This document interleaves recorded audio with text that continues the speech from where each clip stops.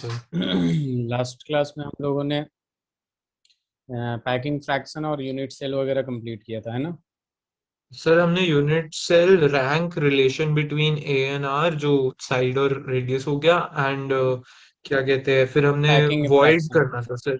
हाँ, yes sir, packing. Packing fraction कर लिया, पैकिंग एफिशिएंसी कर लिया, अब वॉइड्स अच्छा, करना है। चलिए। ये एक मैंने चार्ट बनवाया था आपसे, unit cell s yes c sir, c h. Summary table sir हमने बना लिया था जिसमें रैंक चलिए, 1 ठीक 2 4 वो सब। ठीक है। तो सबसे पहले आज हम पढ़ेंगे सेल पैरामीटर के हिसाब से। ठीक है, एक मिनट होल्ड ऑन।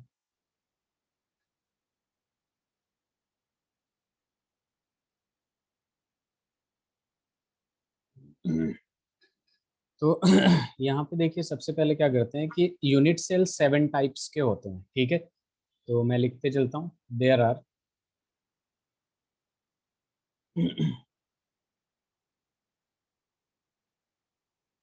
ज्यादा wait.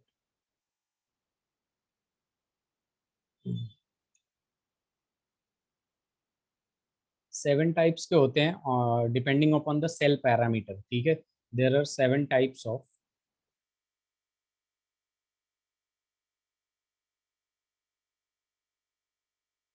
Unit cell according to cell parameter.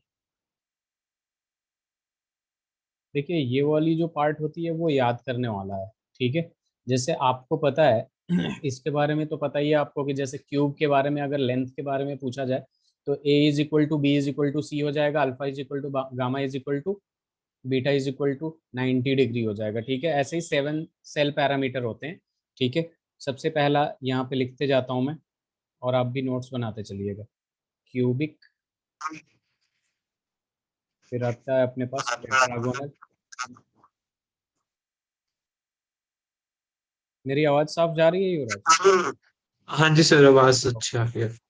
ठीक है, फिर आ जाएगा आपके पास ऑर्थोरोम्बिक। सर इसकी हेडिंग क्या डालनी है लेकिन? सेल पैरामीटर लिख लीजिए, ये डायरेक्ट लिखिए। There are 7 types of unit cell लिख सकते हैं। ठीक है, हेडिंग डाल दीजिए types of unit cell.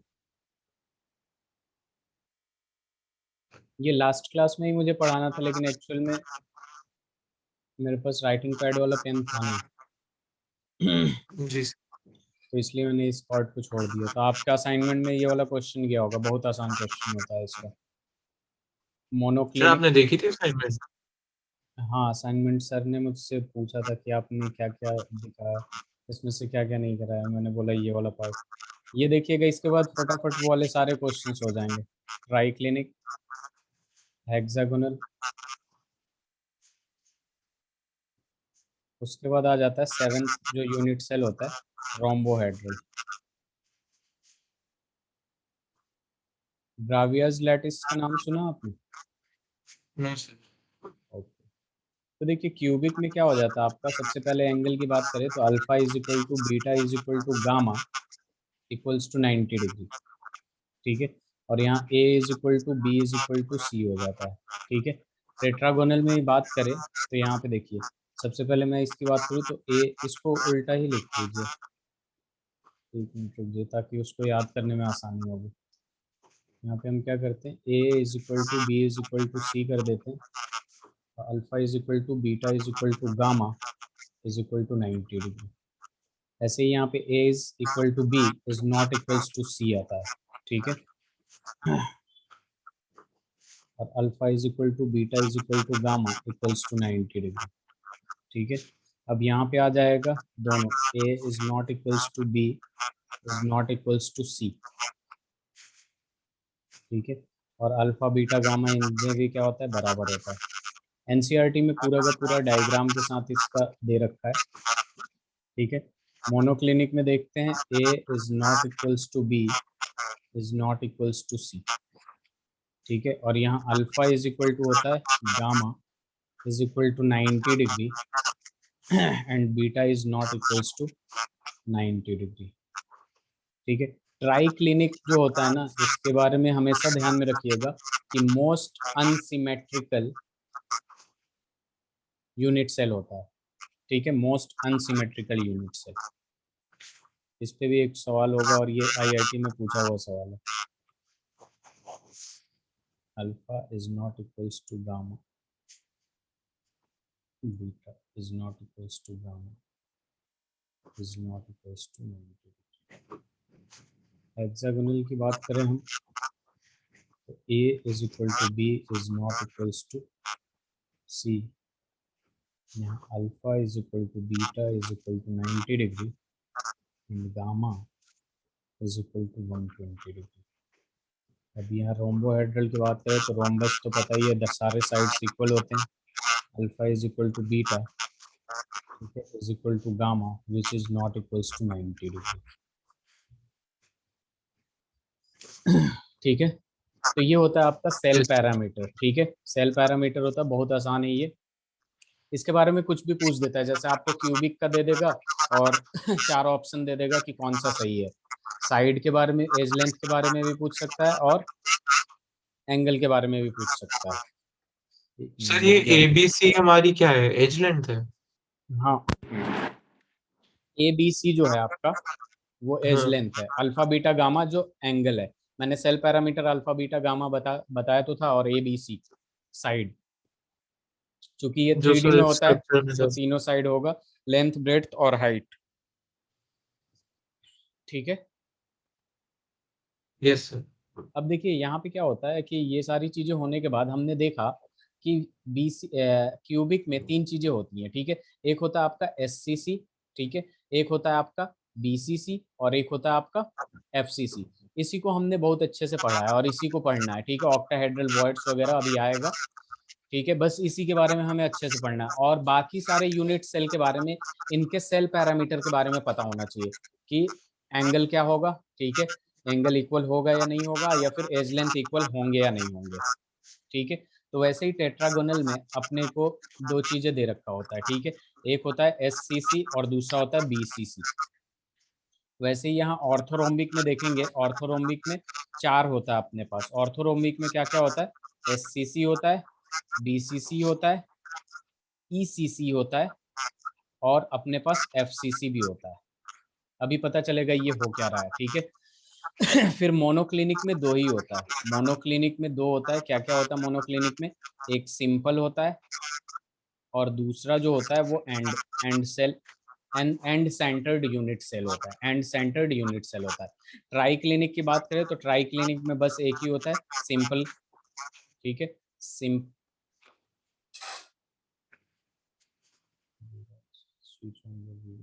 Yuvraj switch on कर दो। ठीक, ठीक है, अब देखिए यहाँ पे क्या हो जाएगा, ट्राई क्लिनिक में अपने पास आ जाता है सिंपल यूनिट सेल। ठीक है, फिर हेक्सागोनल की बात करते हैं तो हेक्सागन में आता है आपका मिक्स्ड। ठीक है, और यहाँ पे जब बात करते हैं हम रोम्बोहेड्रल का, तो रोम्बोहेड्रल में भी क्या होता है, सिंपल होता है। तो इन सब चीजों को जब ऐड करिएगा, ठीक है, तो आपने नाम सुना होगा या फिर अभी सुनेंगे आप। ठीक है, यहाँ टोटल कितना है, यहाँ पे 3 है। ठीक है, यहाँ पे टोटल टेट्रागोनल में कितना है, 2 है। ऑर्थोरोम्बिक में 4 है। ठीक है, यहाँ पे मोनोक्लिनिक में 2 है, और बाकी सब में 1 1 1 है। ठीक है, तो इन सबको ऐड करते हैं, 3 + 2 5 + 4 9, 9 और ये 5 कितना हो जाएगा, 14। और इसी को कहते हैं हम 14 ब्रावियर्स लैटिसेस।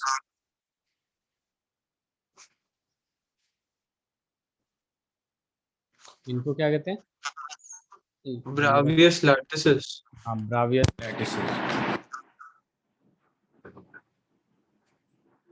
ठीक है, हेलो, यस सर।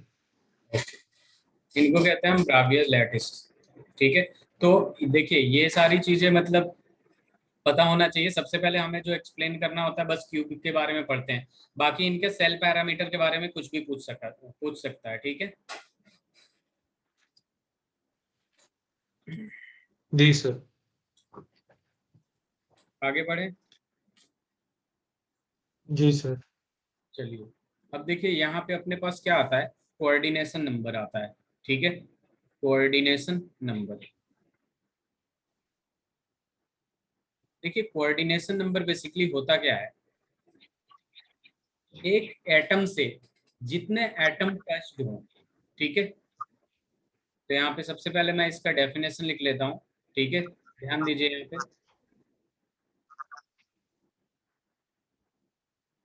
एक एटम से जितने एटम टच्ड होते हैं, ठीक है, उतना उसका कोऑर्डिनेशन नंबर हो जाता है, ठीक है, उतना उसका कोऑर्डिनेशन जी नंबर सर। होता है।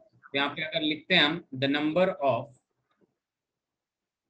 नियरेस्ट नेबर, ठीक है, नियरेस्ट नेबर ये टचिंग एटम, ठीक है, उसी को हम कहते हैं कोऑर्डिनेशन नंबर, ठीक है। जी सर। ठीक है। अब देखिए यहाँ पे क्या होता है, बेसिकली जब पैकिंग पैकिंग करते हैं ना, तभी हमें कोऑर्डिनेशन नंबर की बात आती है, ठीक है। पैकिंग करते हैं तो जैसे मान लीजिए एटम्स को आप 1D में भी पैकिंग कर सकते हैं, 2D में भी कर सकते हैं, 3D में भी कर सकते हैं, ठीक है। तो हम जी यहाँ पे सर। 1D पैकिंग करके देखते हैं कि कोऑर्डिनेशन नंबर क्या होता है। तो 1D पैकिंग का मतलब या तो एक्स एक्सिस में मूव करिए, या फिर वाई एक्सिस में, या फिर जेड एक्सिस में मूव करेंगे, ठीक है। तो यस जस्ट सर। अपने को सर एक 1D पैकिंग का मतलब ये नहीं होगा कि हम एक प्लेन में मूव कर रहे हैं, X Y plane, X Z plane? वो तो 2D हो गया ना, अच्छा, एक्स और ओके, हाँ वाई जी दोनों सर। आ गया तो 2D हो गया, ठीक है। अब यहाँ पे 1D पैकिंग का मतलब कोई एक ही एक्सिस होना चाहिए, एक्स वाई जेड कोई भी एक होना चाहिए। सर मतलब मैक्सिमम कोऑर्डिनेशन नंबर 2 हो सकता है एक किसी 1D पैकिंग? 1D में तो 2 होगा, वेरी गुड, 1D में 2 होगा। जैसे जस्ट सपोज इसको लेते हैं हम, तो इससे नियरेस्ट टचिंग एटम कौन सा है, एक और एक दो, तो इसका जो यस सर। कोऑर्डिनेशन नंबर होगा वो कितना होगा, 2। 2 हो जाएगा, ठीक है। ये बहुत इजी था 1D वाला। जैसे जैसे 2D और 3D बनेगा उसको देखते जाएंगे हम लोग।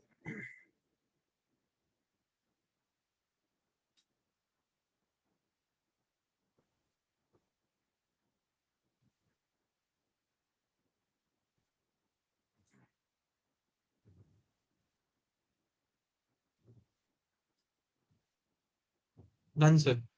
हो गया। अब देखिए 1D के बाद मैं नेक्स्ट स्लाइड पे करूंगा 2D। ये जो 2D पैकिंग होता है बेसिकली आपका,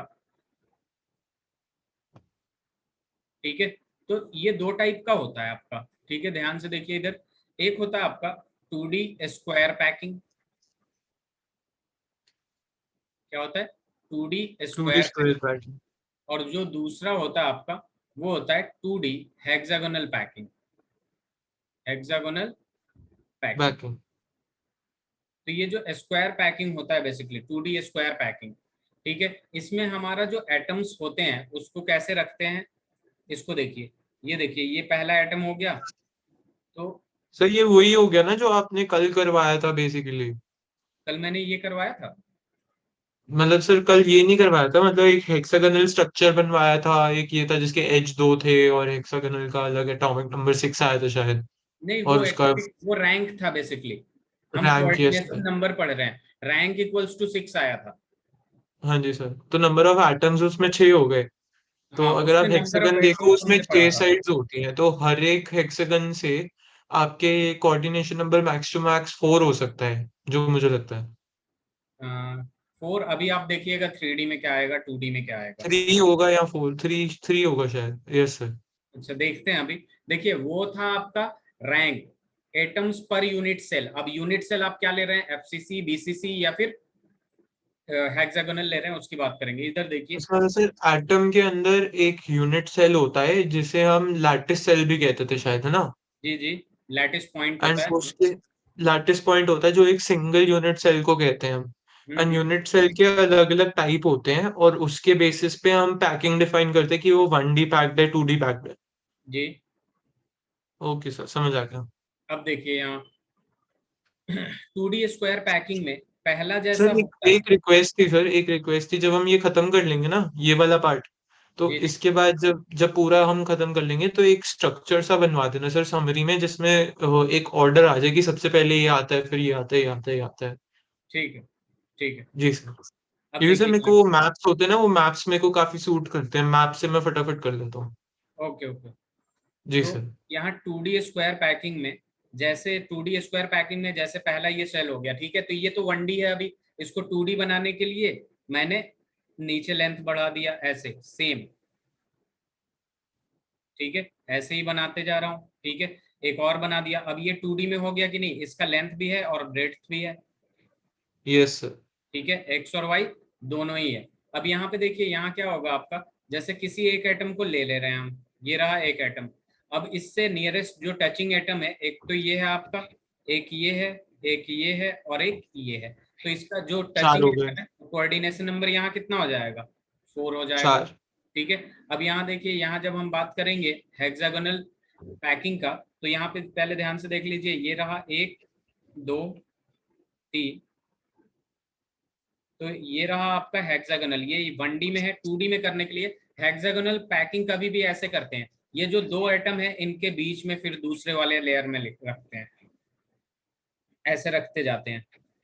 ठीक है। दो एटम के बीच में, दो बॉल के बीच में रखते जाएंगे। फिर दूसरा जो सेल होगा वो पहले वाले, तीसरा जो सेल होगा, ठीक है, तीसरा लेयर होगा बेसिकली, वो पहले वाले लेयर की तरह होगा। And the fourth layer will be like the second one. समझ गया सर। और यहाँ पे बनेगा आपका हेक्सागन टाइप। तो किसी भी एक एटम को ले लेते हैं हम लोग, ठीक है, इसको लेंगे हम। तो 6 हो गया, इसका कोऑर्डिनेशन नंबर 6 हो गया। हाँ, तो इसका कोऑर्डिनेशन नंबर कितना हो जाएगा? 6 हो 6। जाएगा। ठीक है, तो दिख रहा होगा आपको, एक इससे जुड़ा हुआ है, ठीक है, 6 एटम से जुड़ा हुआ है। ठीक है, तो यहाँ पे ये दोनों टच्ड होता है। ठीक है, तो इसका कोऑर्डिनेशन नंबर इक्वल्स टू क्या आ जाएगा? 6 आ जाएगा। Yes sir.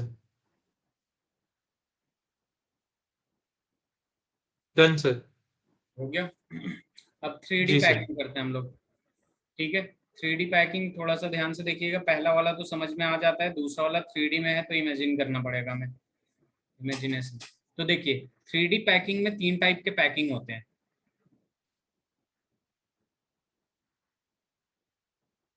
पहला जो होता है उसको हम कहते हैं ए ए टाइप का, ए टाइप का। ठीक है, इसको लिखते हैं हम 3D स्क्वायर पैकिंग,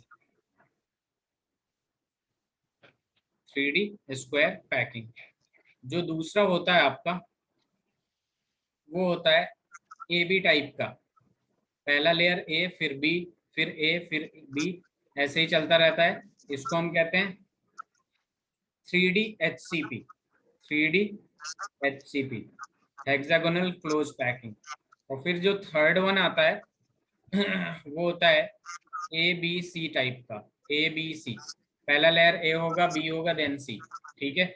और ये होता है आपका 3D face centred cubic close packing, या फिर क्लोज क्यूबिक क्लोज पैकिंग भी कहते हैं। ठीक है। तो देखिए यहाँ पे इसका नाम पे ध्यान दीजिए, यहाँ पे ए टाइप का मतलब पहला लेयर होगा ए, वैसा ही दूसरा होगा, वैसा ही तीसरा होगा। ठीक है। और यहाँ पे जो ए बी टाइप का है, पहला ए होगा, दूसरा बी होगा, फिर ए होगा, फिर बी होगा। और यहाँ तीसरा जो होगा ABC, पहला ए लेयर, दूसरा बी और तीसरा सी लेयर टाइप का। ठीक है। तो ए बी वाले को 3D HCP कहते हैं, ABC वाले को 3D FCC या CCP। ये FCC का मतलब क्या है? Face centred cubic close packing, face centred cubic close packing. Cubic close packing, या फिर CCP का मतलब क्यूबिक क्लोज पैकिंग, डायरेक्ट लिख लीजिए, cubic close packing.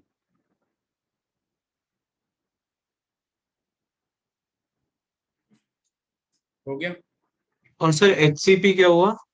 Hexagonal close packing.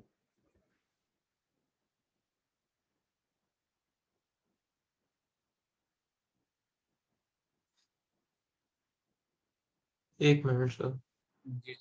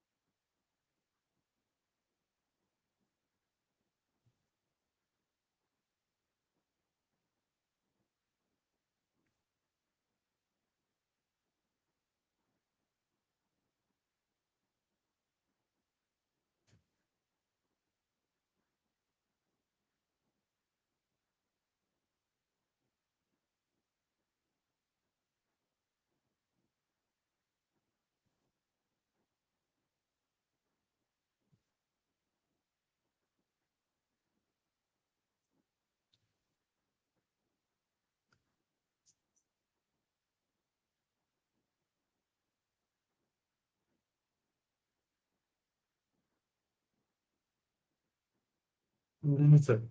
हो गया। अब इधर देखिए सर जरा। जो HCC है वो तो उसकी तरह ही हो गया, जो हमने अभी 2D पैकिंग में हेक्सागोनल स्ट्रक्चर बनाया था, बस उसे 3D में कर देना है। हाँ, तो 3D में करने से देखिएगा कितना कुछ फर्क पड़ेगा। ठीक है, ए टाइप का देखिए, तो सारे लेयर जो होंगे इसमें ए टाइप के हैं। तो इतना बनाता हूँ, फिर ये सर रहा। 3D में कोऑर्डिनेशन नंबर 8 हो जाएगा, राइट? उसका हेक्सागोनल वाले का। नहीं, अभी देखिए इसमें हो क्या रहा है। जी सर। सर थ्री ये डी स्क्वायर पैकिंग में तो 4 हो जाएगा कोऑर्डिनेशन नंबर। नहीं, एक मिनट, 4 थ्री नहीं, डी सॉरी, है। क्या कहते हैं, 6 हो जाएगा। 6 हो जाएगा। Very good. अब देख लीजिए खुद ब खुद, इतना सारा मैं बना रहा हूँ यहाँ पे, देखिए। अगर देखा जाए तो इसके ऊपर भी होगा एक एक एटम, फिर इसके जी। नीचे भी होगा एक एक एटम। तो किसी भी एक को, बीच वाले को हम लोग पकड़ लेते हैं। जैसे इसे ले लिया हमने, तो एक तो ये, एक दो तीन चार, और एक इनवर्ड होगा और एक आउटवर्ड होगा, तो कोऑर्डिनेशन नंबर इसका कितना आ जाएगा? 6 आ जाएगा।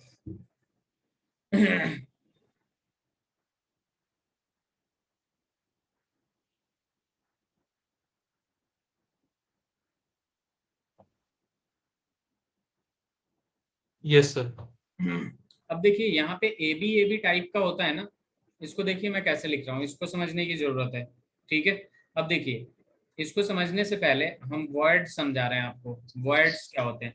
जैसे अगर 3 बॉल ऐसे रखा जाए, एकदम एक दूसरे से टच करते हुए, तो यहाँ सही पे लिखना क्या है। है? हाँ, यहाँ एक वर्ड दिख रहा है आपको, खाली जगह। हाँ जी सर। इसको हम कहते हैं ट्राइगोनल वर्ड। क्या कह रहे थे अभी आप?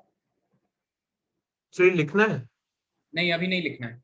मैं इसको, ये ए बी 3D HCP जो है, इसको समझाने के लिए मैं पहले बेसिक चीज क्लियर कर रहा हूँ। जी सर। ठीक है।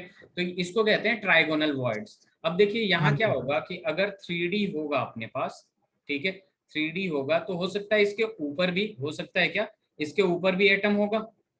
हाँ जी सर। ठीक है। तो उसके बाद भी नीचे ये वाला स्पेस जो रहेगा वो वॉइड एम्प्टी स्पेस रहेगा। जी सर। उसे तो फिल नहीं कर सकता ना ये नहीं उसके कर ऊपर सकते। लगा रहेगा। इसको कहते हैं हम यस सर। Tetrahedral words. क्या कहते हैं? Tetrahedral tetrahedral. वर्ड्स। ठीक है। टेट्राहेड्रल वर्ड्स जो होता है बेसिकली वो 4 एटम से, 4 एटम से मिलकर बनता है।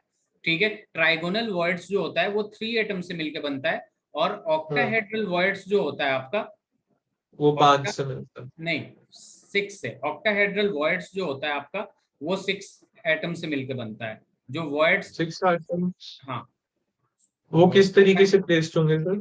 रुकिए रुकिए, ऑक्टाहेड्रल वर्ड्स है बेसिकली, वो क्या हो जाएगा, 6 एटम से मिलकर बनता है। ठीक है। अब देखिए कैसे भी अरेंजमेंट अभी कर सकते हैं आप, जब मैं 2D अभी बताऊंगा तो उसमें साफ साफ उसमें भी दिखेगा। जैसे मान लीजिए एक हो गया, ठीक है, दो हो गया, 3 ले लिया, 4 ले लिया, 5 ले लिया। अब इन सब के वजह से जो स्पेस बचा रह जाएगा, बहुत ही कम स्पेस बचता है, जो वॉइड होता है एम्प्टी स्पेस, उसी को कहते हैं हम ऑक्टाहेड्रल वर्ड्स। ठीक जी है। सर। एक स्टार बनाते हैं हम लोग, स्टार, और हर एक कॉर्नर पे एक एक एटम है, और इधर भी ऐसे, ये पूरा स्टार बन गया। ये सारे क्या है, एटम्स है। ऐसे ऐसे सारे एटम्स है, 1 2 3 हो गया, 4 सर हो गया। टेट्रा टेट्रा 5 होता है ना सर? पेंटा 5 होता है, टेट्रा 4 होता है। टेट्रा 4 होता है। तो हाँ इसमें अगर हम देखें तो 1 2 3 4 जगह से एटम्स मिल रहे हैं, तो टेट्रा हो गया। हाँ उसमें 6 है, और वो 6 अगर हम कवर कर देते हैं एक दूसरे से तो 8 साइड्स बन जाएंगी अंदर, तो अभी वो ऑक्टा हो गया। हाँ। तो यहाँ पे देखिए, यहाँ पे जो होता है वर्ड्स बेसिकली, उसको हम क्या कहते हैं, ऑक्टाहेड्रल। ऑक्टाहेड्रल। क्या कहते हैं? Octahedral word. ठीक है। अब देखिए यहाँ पे मैं पीछे जा रहा हूँ, ठीक है, पिछले स्लाइड पे। सर ये नोट नहीं किया मैंने, ठीक है ना? अभी कर लीजिएगा सारा, पहले समझ लेते हैं। जी सर। अब देखिए ए बी टाइप का 3D HCP के लिए मैं थोड़ा बड़ा बड़ा डायग्राम बनाता हूँ। यहाँ पे पहला एटम हो गया, ठीक है, यहाँ पे दूसरा, यहाँ थर्ड, और यहाँ पे फोर्थ। देखिए इधर, एक मिनट देख लीजिए, उसके बाद करिएगा। अब ये ए वाला हो गया, अगर बी, अब यहाँ देखिए, ये HCP है तो मैं इन दोनों के बीच में लगा दिया, यहाँ भी लगा दिया, ठीक है। फिर हमने यहाँ पे एक लगा दिया, फिर इसके नीचे एक लगा दिया, मतलब फर्स्ट वाला लेयर की तरह थर्ड वाला लेयर मैंने ड्रॉ कर दिया, और सेकंड वाला लेयर जो है वो फोर्थ लेयर की तरह, या जी फोर्थ सर। लेयर सेकंड वाले लेयर की तरह। अब खुद ब खुद बताइए यहाँ पे जो आपका ऑक्टाहेड्रल वर्ड्स था वो कैसा था? ये एक, दो और ये तीन, ठीक है। और इसके ऊपर कुछ आ रहा था, इसके ऊपर जो एटम होगा इसी को तो कहते हैं octahedral, yes. Sorry tetrahedral, sorry. इसको क्या हाँ कहते हैं हम? हाँ हाँ। टेट्राहेड्रल। क्या कहते हैं? टेट्राहेड्रल्स। चार एटम से मिलके बना है, तो इसको क्या कहते हैं हम? टेट्राहेड्रल कहते हैं, ठीक है। और चूंकि ये 3D में है, तो इन तीनों के ऊपर, जैसे ये रेड वाला है आपका बॉल, इन तीनों के ऊपर ऐसे आएगा कि नहीं? हाँ ठीक है, ये बड़ा डायग्राम बस समझाने के लिए बनाया हूं। फिर इन तीनों के ऊपर ऐसे आएगा, हाँ। अब इन तीनों के ऊपर भी ऐसे ही कुछ आएगा। तो यहाँ पे यस सर। देखेंगे जब हम, ठीक है, कलर चेंज कर रहा हूँ, तो यहाँ पे जो स्पेस रहेगा वही तो आपका टेट्राहेड्रल वॉइड्स होगा। यहाँ जो जी सर। स्पेस रहेगा, यहाँ पे जो मैं ये ड्रॉ किया था टेट्राहेड्रल, वही तो स्पेस रहेगा, यहाँ टेट्राहेड्रल वॉइड्स होगा कि नहीं? Yes sir. ठीक है। सिमिलरली अगर हम दूसरा वाला अगर ड्रॉ करें, दूसरा वाला देखें, तो यहाँ पे क्या हो जाएगा? ऐसे होगा, एक दो तीन, ठीक है। तो यहाँ टेट्राहेड्रल वॉइड्स होगा। सिमिलरली यहाँ पे भी अगर ड्रॉ करें तो ये भी क्या होगा आपका? टेट्राहेड्रल वॉइड्स होगा टेट्राहेड्रल कि वन। नहीं? तो ये होता है आपका 3D एबी एबी वाला पैकिंग, ठीक ठीक है। 3D HCP, ठीक है, हेक्सागोनल क्लोज पैकिंग। तो ये पूरा का पूरा ए हो जाएगा, ठीक है। देखिए बेसिकली ये जो ए है आपका, ठीक है, वो क्या बन रहा है? 2D HCP बन रहा है। क्या बन रहा है? 2D HCP, वो तो ठीक है। समझ गया था सर मैं, हाँ जी ठीक है, सर। हाँ। तो ये ए वाला जो है ना, वो 2D HCP होता है, और बी जो होता है यहाँ पे, ये होता है टेट्राहेड्रल। क्या होता है? टेट्राहेड्रल। टेट्राहेड्रल वर्ड्स बनाता है ये, ओके सर।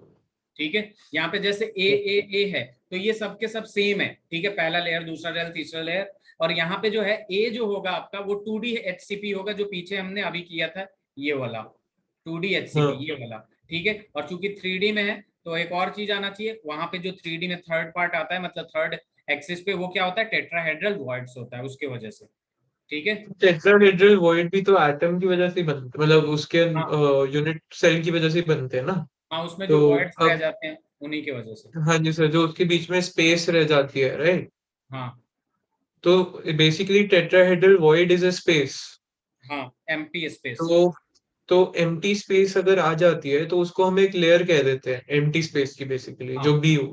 हाँ हाँ, एंड जो एग्जैक्टली। उसके ऊपर ए आएगी वो तो एग्जैक्टली सेम ही होगी उस लेयर की तरह जो नीचे हाँ थी। हाँ हाँ तो बेसिकली हमने दो लेयर्स को जोड़ दिया, ए और बीच में जो स्पेस बनी जिसको हम वॉइड्स कहते हैं, टेट्राहेड्रल वॉइड्स, उसको हमने बी बी, नाम दे दिया। बी नाम दे दिया, एग्जैक्टली। जी सर। अब देखिए यहाँ पे ये वाला भी समझ लीजिए, ए और बी अच्छे से क्लियर है। हाँ जी सर। अब देखिए यहाँ भी ए और बी दिख रहा है आपको, जी सर। यहाँ भी यही होता है, टू ए जो होता है वो 2D HCP होता है, ठीक है, यही बस फॉलो होगा। इसका जो सी वाला होगा वो थोड़ा डिफरेंट हो जाएगा ऊपर। हाँ, बी जो होता है वो क्या होता है? टेट्राहेड्रल होता है। और सी जो होता है बेसिकली, वो हो जाता है आपका ऑक्टाहेड्रल वर्ड्स हो जाता है। क्या हो जाता है? Octahedral words. ऑक्टाहेड्रल मतलब क्या? 6 एटम से जुड़ा हुआ, छह ठीक आइटम है थे, ना। Yes sir. अब यहाँ पे खुद ब खुद देखिए आप कि यहाँ पे क्या आ रहा है आपके पास, यहाँ पे देखेंगे तो एक एटम, एक मिनट, ये कलर अजीब सा ले लिया मैंने। हाँ, यहाँ पे आ जाएगा 1 2 3 4 5 6। तो यहाँ पे जो वर्ड्स है वो क्या होगा? ऑक्टाहेड्रल होगा कि नहीं? हाँ ठीक है। सिमिलरली यहाँ पे काउंट कर लीजिए, एक दो तीन चार पाँच छः, 6 आ गया, ऑक्टाहेड्रल वर्ड्स हो गए। जी सर। ठीक है, तो ये हो जाता है इसमें एबीसी वाला। पहला ए जो होगा 2D HCP होगा, बी जो होगा वो टेट्राहेड्रल होगा, और सी जो होगा वो क्या होगा? ऑक्टाहेड्रल वर्ड्स होगा। Yes sir. तो इसे लिखना चाहे तो लिख लीजिए अब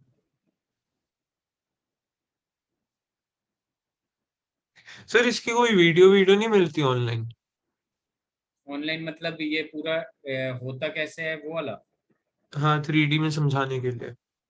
ये वीडियो मैंने नेक्स्ट क्लास में आपको शो कर दूंगा यहीं पे चला के। जी सर। थोड़ा सा तो दिक्कत वो हो, वीडियो से ना क्लैरिटी हो जाती है 3D चीजों की। हाँ 3D चीजों का तो हो जाता है।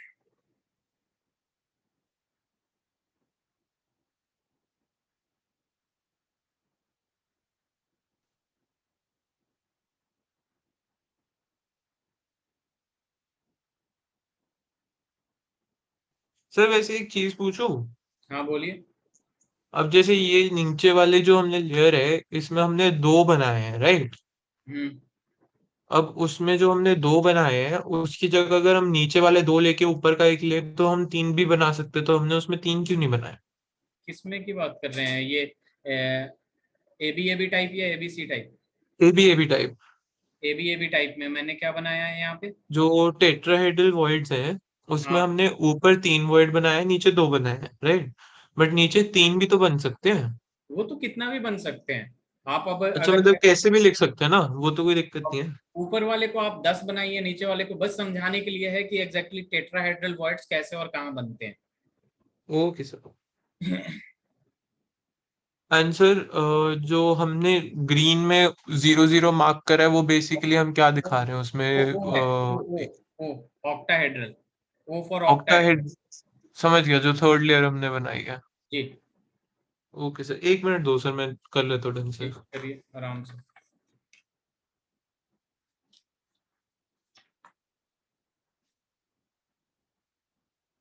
सर वैसे एक चीज बताओ। जी। आईआईटी की जब हम प्रेपरेशन करते हैं, जी। तो उसमें आप किस तरीके से वो प्रोसीड करते हो, जब आपने किया था? आपका बेस्ट सबसे ज्यादा स्ट्रॉन्ग सब्जेक्ट कौन सा है पीसीएम में? सर पीसीएम में सर मेरे को सबसे ज्यादा कॉन्फिडेंस फिजिक्स में आता है, बट नंबर सबसे ज्यादा कम उसी में आते हैं, पता नहीं क्यों। कम आता है। हाँ, केमिस्ट्री में सबसे कम कॉन्फिडेंस होता है और उसमें सबसे ज्यादा नंबर आ जाते हैं।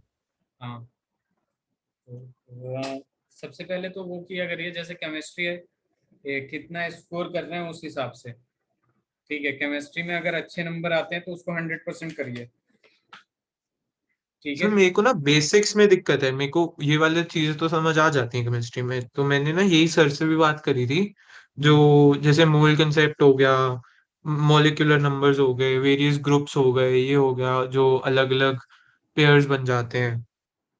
तो मोल कॉन्सेप्ट तो मतलब फिजिकल केमिस्ट्री के एक तरह से यही मोल कॉन्सेप्ट नहीं लगता, बाकी हर जगह मोल कॉन्सेप्ट लगता है फिजिकल केमिस्ट्री में और सरफेस यही नहीं लगता ना केमिस्ट्री सर, तभी ये मुझे बड़ी प्यार से समझ आ रहा है पूरा। में। ये मतलब इस तरीके की केमिस्ट्री मुझे बड़े आराम से समझ आ जाती है। अच्छा, सॉल्यूशन फिर अच्छा कि आपने स्टार्ट नहीं किया, वहां तो पूरा स्टार्टिंग में मोल कॉन्सेप्ट ही लगता। वो तो सर मुझे समझ आ गया, जो पिछली क्लास लगी थी ना, हम्म। उसमें मेरे को सर ने काफी अच्छे से एक बार एक वो बना दिया था, टेबल सा बना दिया था। अच्छा अच्छा। तो उससे मेरे को समझ आ गया था पूरा मोल कंसेप्ट। अब मुझे मोल कंसेप्ट में कोई दिक्कत नहीं है, बट मोलारिटी वगैरह जो होती है ना, हाँ हाँ हाँ, तो उसमें अभी भी मोलैरिटी थोड़ा हम लोग हो जाता है। पढ़ेंगे ना सेकंड चैप्टर में। हाँ, सेकंड चैप्टर सर वही है, सॉल्यूशंस वाला। हाँ।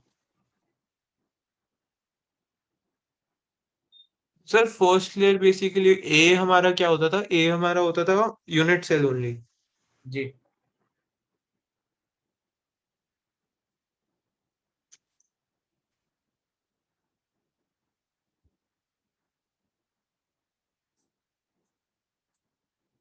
टेट्राहेड्रल वॉइड्स 4 एटम से बनते हैं, ऑक्टाहेड्रल वॉइड्स 8 से बनते हैं। और इसमें ये बात हमेशा ध्यान में रखिएगा कि जो 3D HCP है इसका भी कोऑर्डिनेशन नंबर 12 होता है, और एबीसी टाइप का भी कोऑर्डिनेशन नंबर इक्वल्स टू 12 होता है।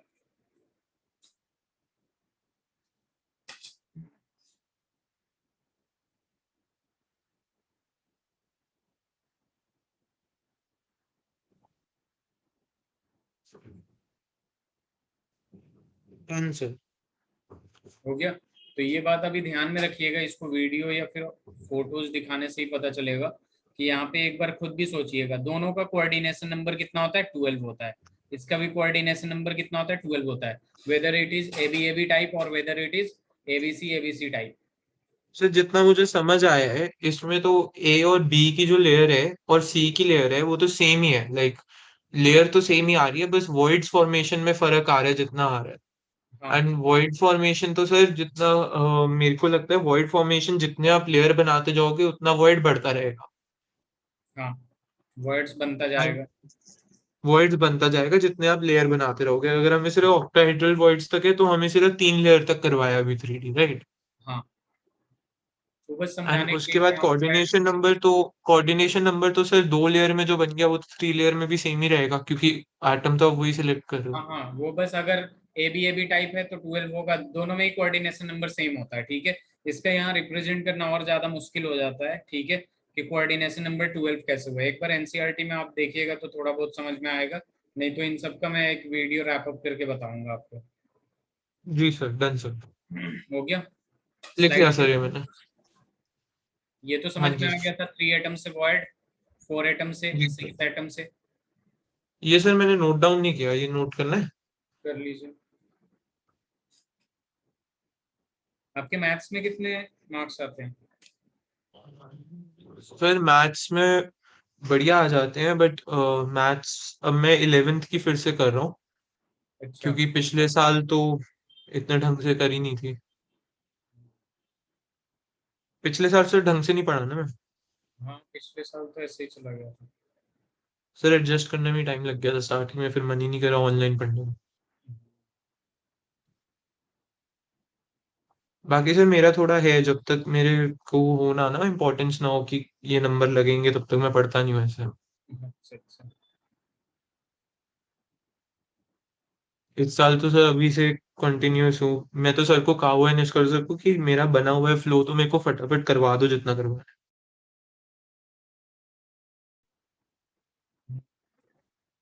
सर वैसे कब तक सिलेबस ओवर हो जाएगा हमारा? देखिए अभी तो अ, अभी तो मतलब फ्लो में आएंगे, फिर ज्यादा टाइम नहीं लगेगा। आपको कब तक चाहिए? सर पहला करा पेपर। सकते हो, हाँ, जितनी जल्दी करा सकते हो सर करा दो। अच्छा अच्छा। वैसे उस पे क्वेश्चंस भी तो करना है हमें ज्यादा से ज्यादा। हर चैप्टर पे प्रीवियस ईयर्स तो अब करना ही करना है। प्रीवियस जी ईयर्स सर, वो सब तो कर दिया। करना ही है। अब सर असाइनमेंट्स जो मुझे देते हैं वो तो मैं कॉन्टिन्यूअसली कर ही रहा हूँ साथ साथ। चलिए, अच्छी बात है। Yes sir. सर ये हमने ऑक्टाहेड्रल वर्ड्स की लास्ट फिगर क्या बनाई है, ये स्टार जो बनाया है? ये स्टार बना दीजिए ऐसे। 6 एटम दिख रहे हैं, ये कॉर्नर पे 6 एटम है अपना। जी सर। ठीक है, एक दूसरे से जुड़ा हुआ, और बीच में जो स्पेस है वो ऑक्टाहेड्रल वॉइड्स हो जाएगा।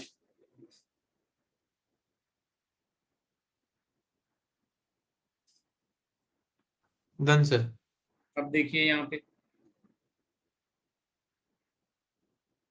यहाँ हम टेट्राहेड्रल वॉइड्स की बात करते हैं। टेट्राहेड्रल वॉइड्स जो होता है आपका, कहाँ कहाँ होता है, ठीक है। तो बेसिकली टेट्राहेड्रल वॉइड्स से पहले हम बॉडी डायगोनल की बात करेंगे, ठीक है।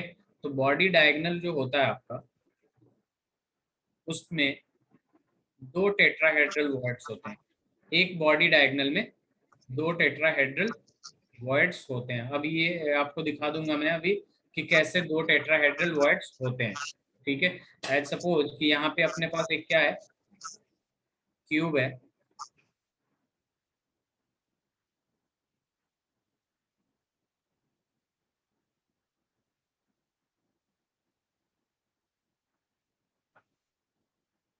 सर ये तो सिर्फ उसके लिए हुआ ना, लेकिन बीसीसी के लिए, बॉडी सेंटर। नहीं, पूरा हम टोटल देखते हैं ना कि कहाँ कहाँ हो सकता है ये, ठीक है। एक्चुअल में बॉडी जी सेंटर सर। में अभी पता चल जाएगा आपको कि पूरे बॉडी में क्यूब में कहाँ कहाँ होता है। तो यहाँ से मैं इस कॉर्नर से एक बॉडी डायगोनल इस कॉर्नर से यहाँ लेके आ जाता हूँ, ठीक है। अब देखिए यहाँ पे इस कॉर्नर पे एक एटम होगा, ठीक है, और एक बॉडी सेंटर पे एटम होगा, और एक इस कॉर्नर पे एटम होगा। इसके बाइसेक्टर मतलब इक्वल पोजीशन पे यहाँ पे एक एटम होता है, ठीक है। अब देखिए यहाँ पे एक स्पेस पे एटम होगा और एक स्पेस पे एटम होगा, ठीक है। तो ये जो टेट्राहेड्रल वॉइड्स यहाँ बनेगा, ठीक है। यहाँ पे देखिए एक ये टेट्रागोनल दिख रहा होगा आपको, ये चीजें जो यहाँ से ऐसे बनाया हूं मैं, ठीक है। एक यहाँ पे, एक इधर है, एक इधर है, और एक यहाँ है। तो ये क्या करता है, अब बीच में वो है। ये होता है आपका टेट्राहेड्रल वॉइड्स। और ये जो होता है आपका बॉडी सेंटर होता है, ठीक है। सिमिलरली ये कॉर्नर वाला एक एटम और ये टेट्राहेड्रल वॉइड्स, इसको भी देखना चाहे तो ऐसे ही आप लगा सकते हैं, ठीक है, कि ये या टेट्रागोनल। सर मतलब अगर अगर सर हमारे डायगोनल में तीन तीन क्या कहते हैं स्फीयर्स कवर होते हैं। तो इन टोटल हमारे 1 2 3 4 5 6 7 8। 7 7 8। हाँ तो मतलब अगर हमारे 8 भी होते हैं उसके अंदर तो 4 4 का वॉइड बन के 2 वर्ड बन जाते हैं। अब देखिए, हाँ, पहले मतलब 4 4 का बन के। मतलब सर ऐसे डायमंड्स बन जाएंगे ना दो। हम्म। देखिए तो यहाँ पे उससे जो 4 4 का पेयर होगा तो एक वर्ड उसमें बन जाएगा, एक नीचे बन जाएगा। तो देखिए, दो बनता है एक डायगोनल में। एक बॉडी हम्म। डायगोनल में दो बनेगा। Yes sir. एक बॉडी डायगोनल में दो बनेगा। ठीक है। हम्म। और एक बॉडी डायगोनल में दो बनेगा तो टोटल बॉडी डायगोनल कितना होता है क्यूब में? सर क्यूब में 2 डायगोनल होते हैं अगर आप देखो। नहीं नहीं, body diagonal. Body diagonal sir एक यहाँ से क्या, एक यहाँ से, से। अपने रूम में देख के बताइए।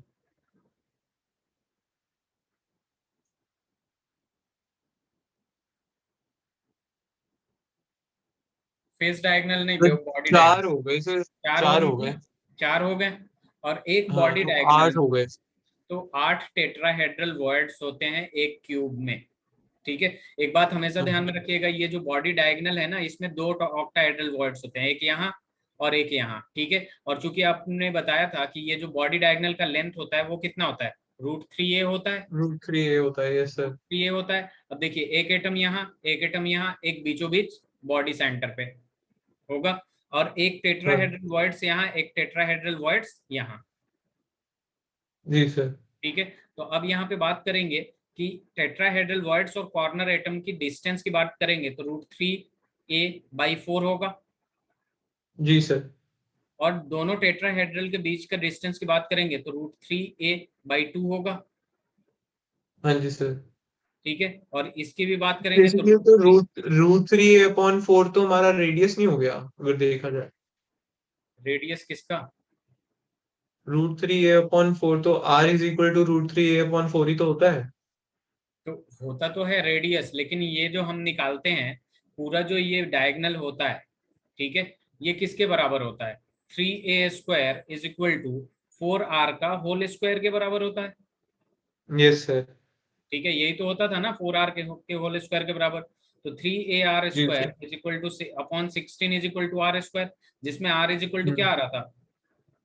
थ्री √3/4। 3a/4 वही तो आ रहा है। 4। हाँ। सॉरी, नहीं ये सर जो मैं वही बोल रहा था, रेडियस ही तो आ रहा है, मतलब डिस्टेंस रेडियस, एक वॉइड का एज के रेडियस साथ रेडियस के इक्वल है। रेडियस के इक्वल होता है, लेकिन हमारा जो सवाल जनरली पूछता है, ये मैंने ध्यान नहीं दिया था, r = √3a/4 होता है अपना। या तो कॉर्नर और टेट्राहेड्रल के बीच का डिस्टेंस पूछ देता है, या फिर दोनों टेट्राहेड्रल के बीच का डिस्टेंस पूछ देता है। कैसे भी पूछ वो सकता है। सर √3a/2 हो जाएगा। 3a/2 हो सकता है।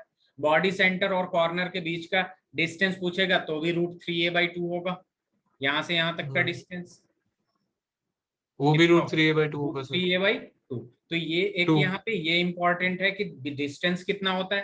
ठीक है, सबसे पहला बात इंपॉर्टेंट ये है कि एक बॉडी डायगोनल में दो टेट्राहेड्रल वॉइड्स होते हैं।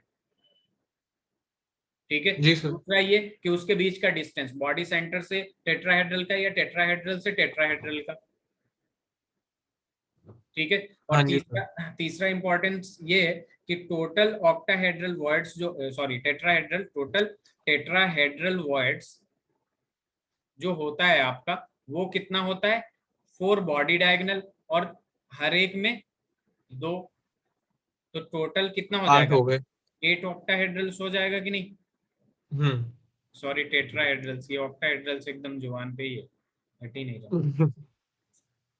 टेट्राहेड्रल्स, तो इससे यही इंपॉर्टेंट है, जब फॉर्मूला पूछता है तो इसमें से जरूर पूछेगा। फिर ऑक्टाहेड्रल लिख रहा हूँ, टेट्राहेड्रल्स, इसे लिख लीजिए। जी सर। आप प्रीवियस ईयर्स के क्वेश्चंस करते हैं? नहीं सर, प्रीवियस क्वेश्चंस तो कभी नहीं करे, सिर्फ 10th के बोर्ड के लिए करे थे। अच्छा, टेंथ टेंथ में कितने मार्क्स थे आपके? सर 96 थे।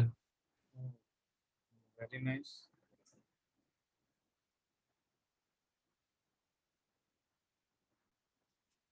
सो वही दिक्कत है ना, मेरे 9th में थे 84, हम्म, 10th में चले गए 96, 11th में फिर से 83, अब 12th देखते हैं। हो जाता है थोड़ा। ट्वेल्थ में कितना? 12th में देखते हैं सर कितने आते हैं। ट्वेल्थ में तो अच्छा आएगा।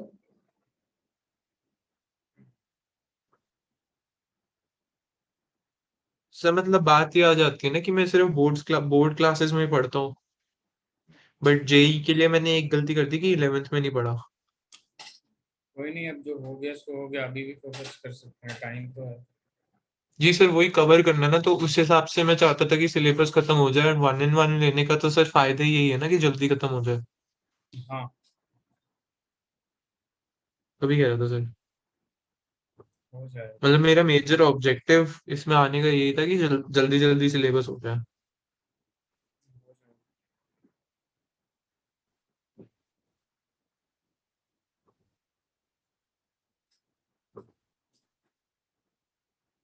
बाकी सर आप मुझे थोड़ा वो भी दे दिया करो, होमवर्क टाइप, कि ये वाली वीडियो देख के रखनी है, तो मैं वो भी देख के रख लूंगा, उससे चैप्टर्स भी जल्दी खत्म हो जाएंगे हमारे थोड़े।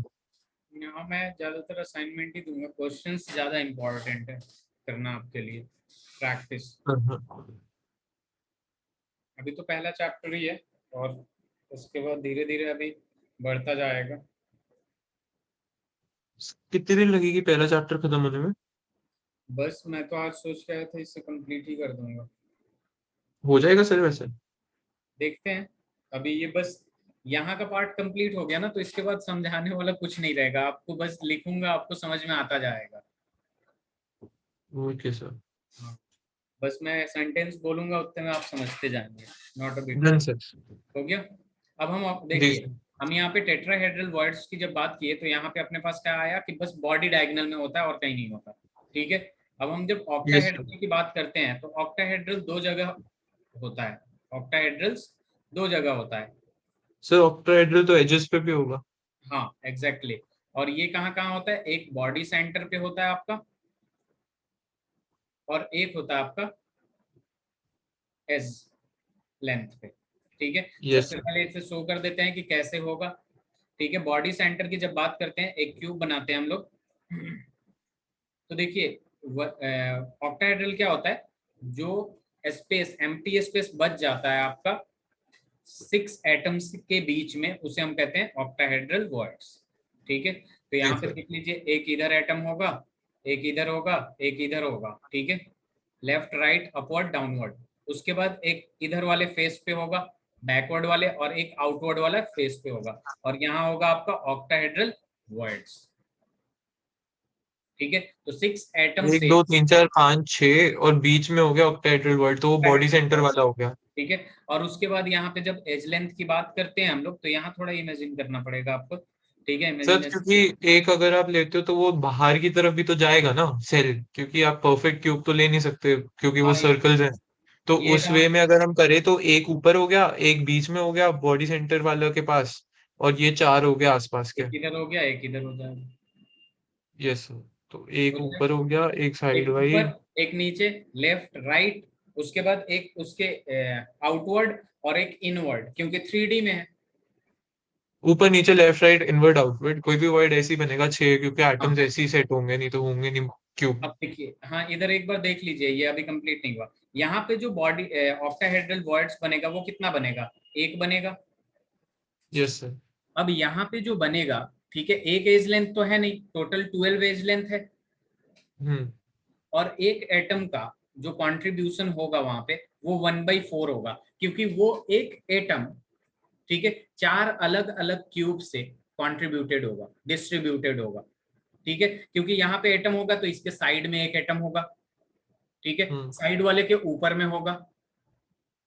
फिर ये जो मैंने बनाया है, और इसके अगर हम ऊपर। एज वाला एटम लेते हैं तो वो चार में डिवाइड होगा ना, क्योंकि हाँ, अगर हम चार। सेंटर वाला लेते हैं तो वो तो फिर सेंटर वाला नहीं, एक, वो तो दो में वो भी होता चार में होगा। हाँ जी सर, है। वो भी चार में होगा। सेंटर वाला किस सेंटर की बात कर रहे हैं आप?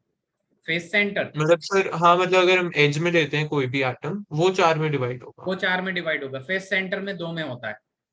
हाँ, फेस सेंटर में दो में होगा। तो यहाँ पे थ्री बनेगा, थ्री ऑक्टाहेड्रल। और बॉडी सेंटर में एक ऑक्टाहेड्रल, तो टोटल ऑक्टाहेड्रल जो होगा वो कितना होगा? 3। 4 होगा कि नहीं? 12 + 1 4। Yes sir. 4 हो गया, इसे लिख लीजिए। हम्म।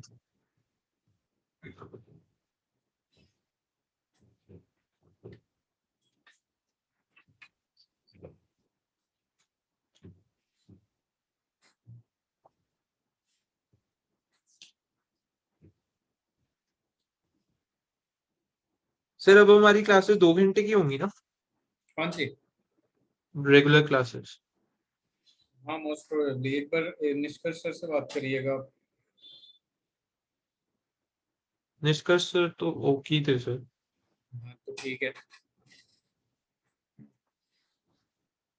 सर मतलब मुझे ना समझ नहीं आता थोड़ा, आप कहते हो निष्कर्ष सर से बात करनी है, सर कहते कि आपसे बात करके बताता हूँ। अच्छा, क्लासेस की तो वो अगर बोले हो तो मुझसे बोल दिया करिए, मैं कोऑर्डिनेट कर लूंगा। एक्चुअल में जो टाइमिंग्स होते हैं ना, वो लगातार होते हैं, तो मैंने पहले ही बोल दिया था सर से कि आज मैं 2 आवर्स की क्लास लेने वाला हूँ। ठीक है, तो उस हिसाब से मुझे बताया गया। क्योंकि किसी किसी दिन जैसे 7:30 to 9 आपकी क्लास होती है, फिर दूसरी क्लास 9 से होती है। तो आज कोई क्लास नहीं लगाया उन्होंने।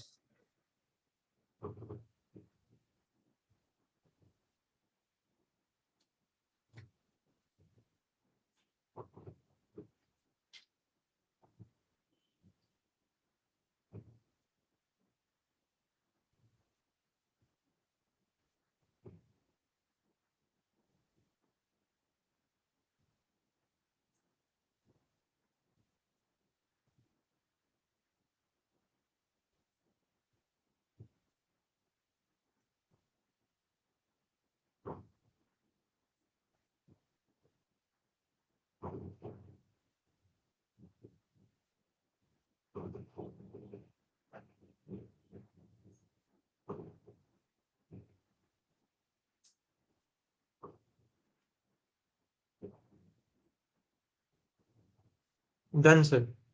ओके, तो कुछ क्वेश्चंस करते हैं हम लोग इजी सा।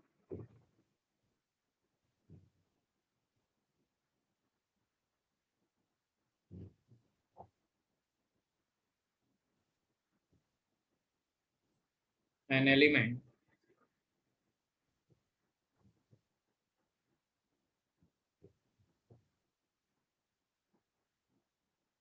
has a body centered cubic BCCS structure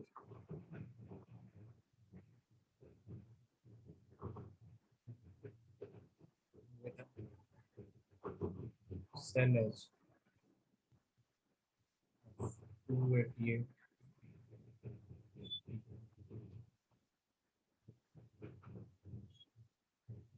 atomic radius.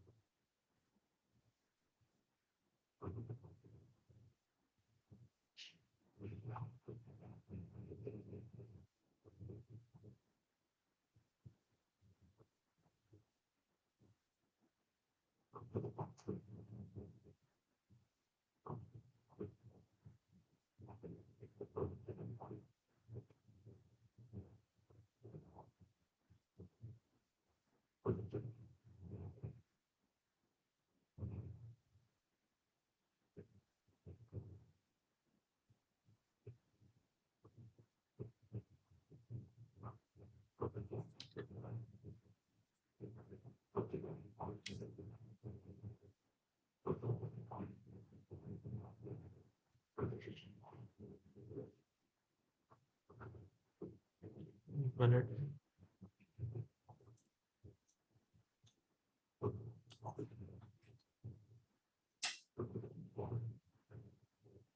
Radius बताता हूँ क्या?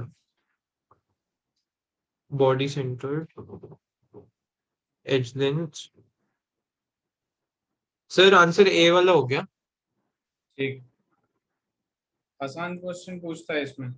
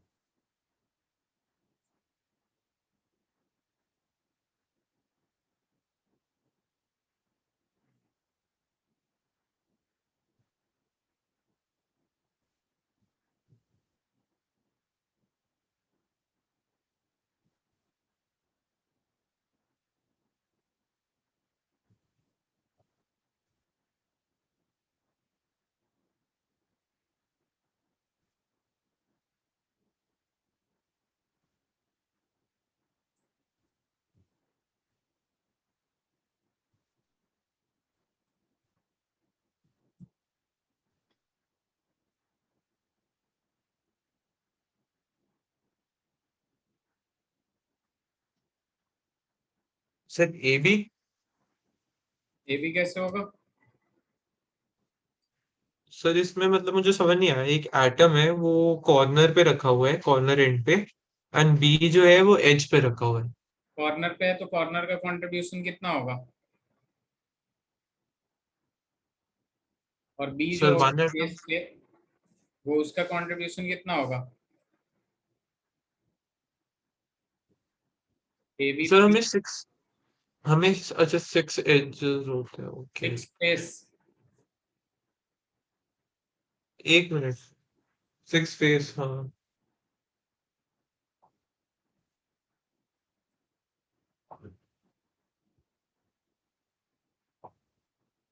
अच्छा सर समझ आ गया। Yes sir.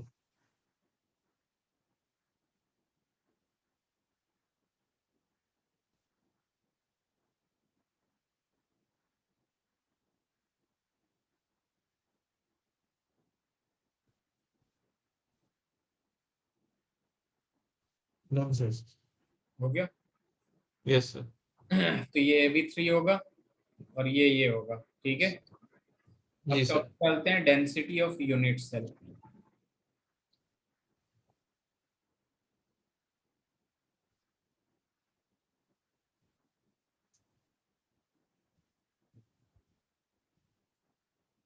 तो यहाँ देखिए, डेंसिटी ऑफ यूनिट सेल की जब बात करते हैं तो डेंसिटी इज इक्वल टू क्या होता है? मास पर यूनिट वॉल्यूम, यही होता है। Yes sir. देखिए यहाँ पे हम जो की बात कर रहे हैं सबसे पहले हमें मास ऑफ यूनिट सेल चाहिए, मास ऑफ यूनिट सेल, ठीक है। वॉल्यूम तो निकाल लेंगे ए क्यूब से। तो यहाँ देखिए, मास ऑफ मास ऑफ 1 मोल कितना होता है? मोलर मास के बराबर होता है, यस सर। ठीक है। मोलर मास जो होता है वो 1 मोल के बराबर होता है, हाँ ठीक जी है। सर। और 1 मोल किसके बराबर होता है? 6.023 इंटू 10⁻⁴ सो कितने सिक्स एटम्स पॉइंट के जीरो बराबर? टू 6.022 नहीं होता? 2 और 2 3 कोई दिक्कत नहीं, 2 भी ले ओके। सकते हैं, 2 भी ले सकते हैं। 1 mole is yes all, sir. देखिए 1 mole is equal to 22.4 litre भी बहुत सारे बुक में लिखा रहता है, और ये 22.7 लीटर भी लिखा रहता है, ठीक है। आप 6.02 से ही कर लीजिए, 3 पे जाइए ही नहीं, 2 और 3 की कोई बात ही नहीं होगी, ठीक है। हाँ और ये जी। जो मास ऑफ 1 मोल एटम होता है, ठीक है, वो कितना होता है? 6.02 इंटू 10⁻⁻23 एटम, ठीक है। और यस सर। क्योंकि हमें एक एटम का मास ऑफ एटम निकालना है, ये तो मोलर मास है, तो इसमें मास ऑफ एटम से मल्टीप्लाई कर देंगे तो 1 मोल एटम का मास निकल जाएगा। मोलर मास कितना होता है? मास ऑफ 1 मोल, और 1 मोल का मतलब 6.023 इंटू 10⁻⁻23 पार्टिकल्स एटम्स, ठीक है। अब अगर हमें एम एटम का मास निकालना है, मास ऑफ एटम निकालना है, ये तो हम किससे मल्टीप्लाई कर देंगे? मास ऑफ एटम से मल्टीप्लाई कर देंगे इतने एटम को, तो वो टोटल मास निकल जाएगा। तो बेसिकली यहाँ पे मास ऑफ एटम निकालने के लिए हम क्या कर देंगे? मोलर मास अपॉन में 6.023 इंटू 10⁻⁻23 से डिवाइड कर देंगे, मास ऑफ एटम निकालने के लिए, ठीक है। अब देखिए, चूंकि Z जो होता है वो क्या होता है? Rank of unit cell, rank hmm. Of unit cell, cell. ठीक है। यानी रैंक क्या होता है आपका? एटम पर यूनिट सेल होता है। क्या होता है? एक minute, atom per unit sir. Atom per unit cell, atom per unit cell. अब जितना Z होगा उतना मास उसका बढ़ेगा। हम्म। अब देखिए, डेंसिटी को रो से रिप्रेजेंट करते हैं, यहाँ पे मैंने डी लिख दिया है, रो से रिप्रेजेंट करते हैं। Density is equal to mass upon volume. Mass कितना आया? मोलर मास अपॉन में 6.023 इंटू 10⁻⁻23, ये मास है, ठीक है। अब वॉल्यूम है, जी तो सर। वॉल्यूम के लिए किससे मल्टीप्लाई कर देंगे हम लोग? ए क्यूब से। यूनिट सेल का वॉल्यूम तो ए क्यूब से ही निकलेगा ना, हाँ जी सर। ठीक है। और सपोज जेड इसका रैंक है, तो जेड से यहाँ मल्टीप्लाई कर देंगे, तो यहाँ जी सर। डेंसिटी का फॉर्मूला ये आ जाता है। या फिर डायरेक्ट हम ये लिख सकते हैं, डेंसिटी का formula Z into molar mass, M for molar mass, A Q into Na लिख दे तो ज्यादा अच्छा लग रहा है। हाँ जी सर। तो रो जो डेंसिटी का फॉर्मूला आता है वो ऐसे आता है। इसमें मैक्सिमम क्वेश्चन ये पूछता है कि ये एफसीसी है, बीसीसी है या एससीसी है, तो वो किस पे डिपेंड करेगा? जेड का वैल्यू निकालेंगे, अगर 1 होगा तो एससीसी, अगर 2 होगा तो बीसीसी, अगर 4 होगा तो एफसीसी, और अगर हाँ 6 हो गया तो एचसीपी, हेक्सागोनल हो जाएगा। जी। ठीक है, तो जनरली या तो एज लेंथ पूछ देगा, कुछ भी पूछ सकता है, लेकिन मैक्सिमम टाइम जेड का वैल्यू पूछता है या जेड के कोरेस्पॉन्डिंग एससीसी, बीसीसी, एफसीसी पूछता है।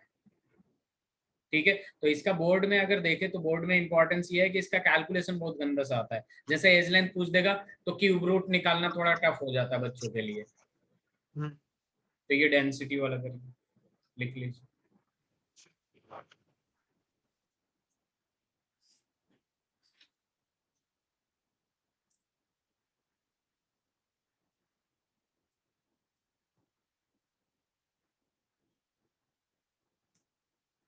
हो जाए तो बताइए।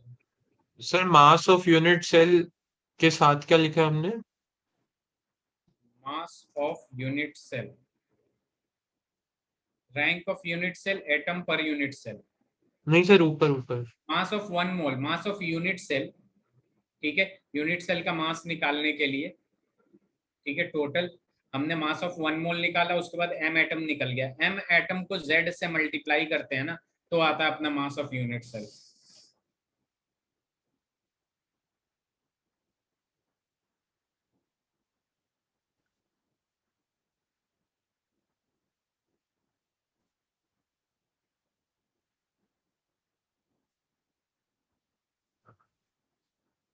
Answer mass of unit cell हमारा एम एटम है जो हमने लिया।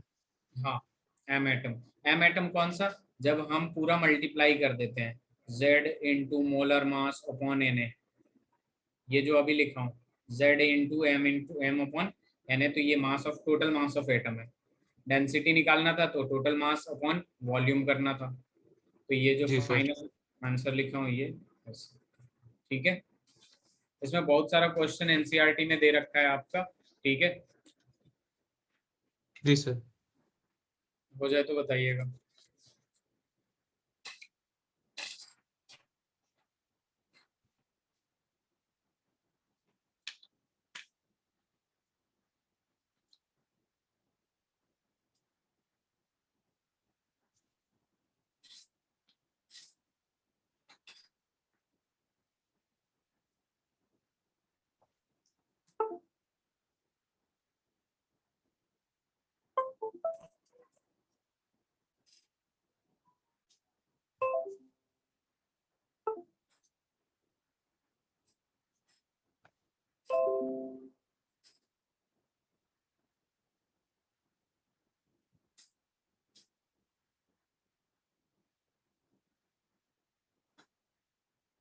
सर हमने Z into M over N A किसके लिए लिखा था? मास, मास ऑफ एटम, ये mass of mass atom of ये निकाल लिया हमने, molar mass upon N A ये निकाल लिया। ठीक है, अब जेड जो है rank of unit cell, atom per unit cell जितना ज्यादा होगा मास टोटल, उसमें मल्टीप्लाई करके आएगा ना। Yes sir. जी,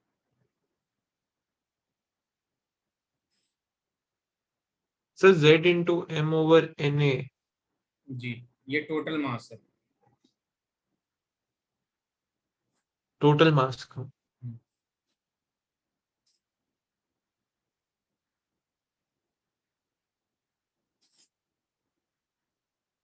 यूनिट सेल के लिए।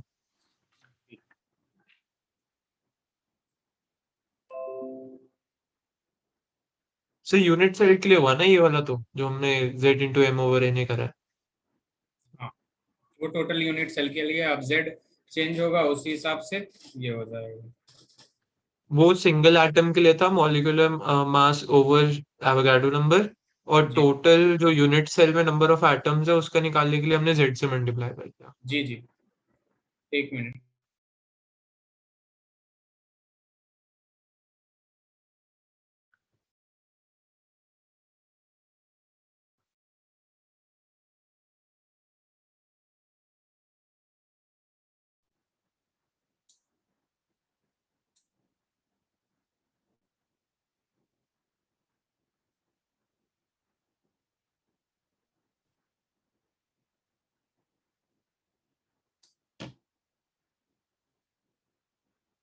सर एक चीज पूछनी थी।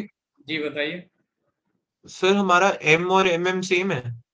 नहीं नहीं, एम एटम अलग है और एम एम मोलर मास है, जो कि लास्ट में तो मैंने सर, एम लिख दिया है बस। हाँ।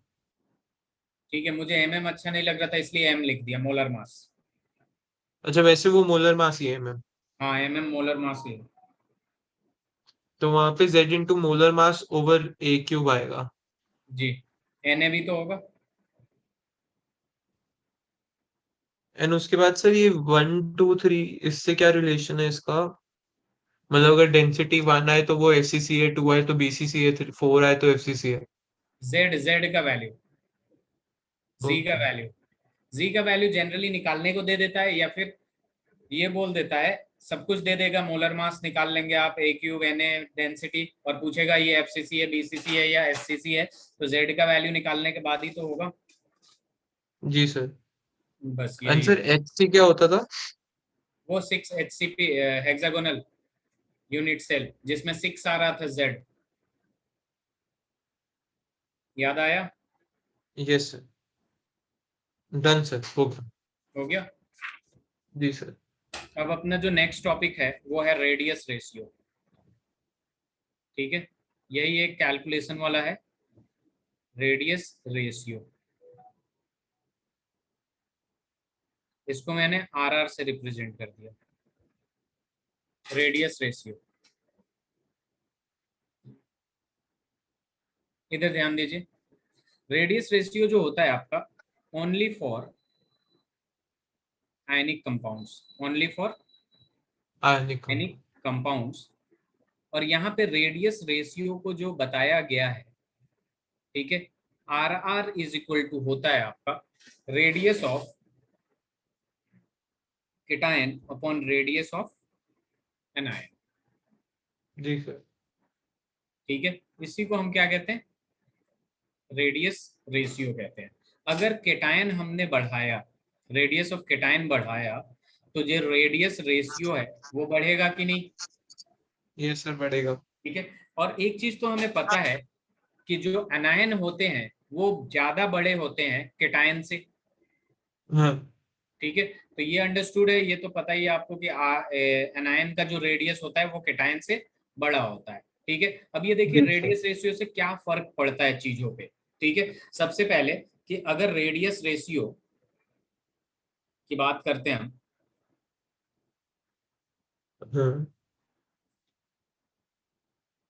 आर आर, अगर ये हाई होगा आपका, ठीक है, मतलब ज्यादा होगा, तो स्टेबिलिटी ज्यादा होती है। क्या होती है? स्टेबिलिटी बिल्टी ज्यादा ज्यादा होती होती है। है। और रेडियस रेशियो कब बड़ा होगा? या तो केटायन बड़ा हो या फिर अनायन छोटा हो थोड़ा। छोटा हो। ठीक है, तो स्टेबिलिटी क्या होता है? हाई होता है, stability of ionic compound is high. ठीक है, है। ये स्टेबिलिटी किसकी बात कर रहा है? Of ionic compound. कंपाउंड।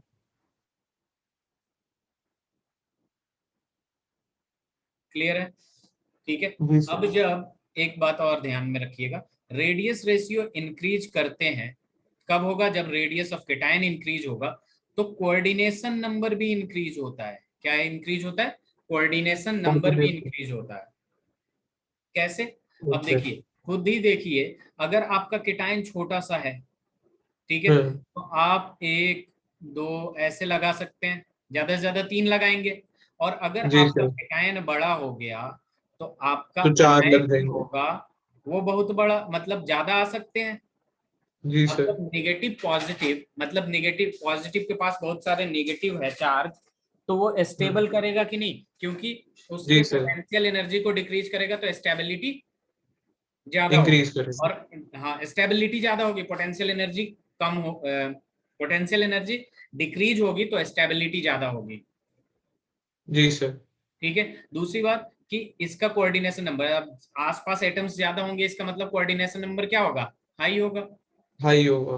तो क्वेश्चन कभी भी किसी तरीके से भी पूछ सकता है, ऐसे भी बोल देगा कि एक ऐसा एटम है जिसका कोऑर्डिनेशन नंबर 5 है और एक 10 है, तो स्टेबल कौन ज्यादा है? तो जिसका कोऑर्डिनेशन नंबर ज्यादा, जिस आयनिक कंपाउंड का, उसका स्टेबिलिटी भी ज्यादा। हम्म। ठीक है, तो ये जी सर। आप तीनों पॉइंट लिख लीजिए, उसके बाद आगे बढ़ते हैं हम लोग।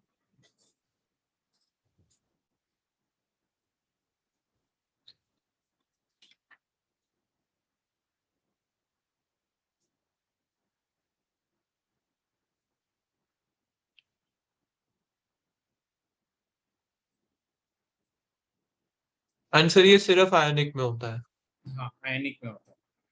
वो इसलिए क्योंकि फिर कैटायन एनायन सिर्फ उसी में हाँ बनेंगे। कैटायन और एनायन तो उसी में होते हैं।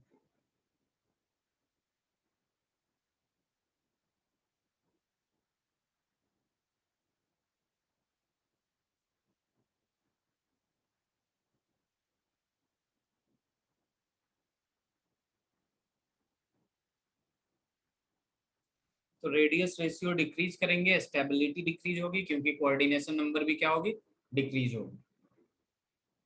जी सर।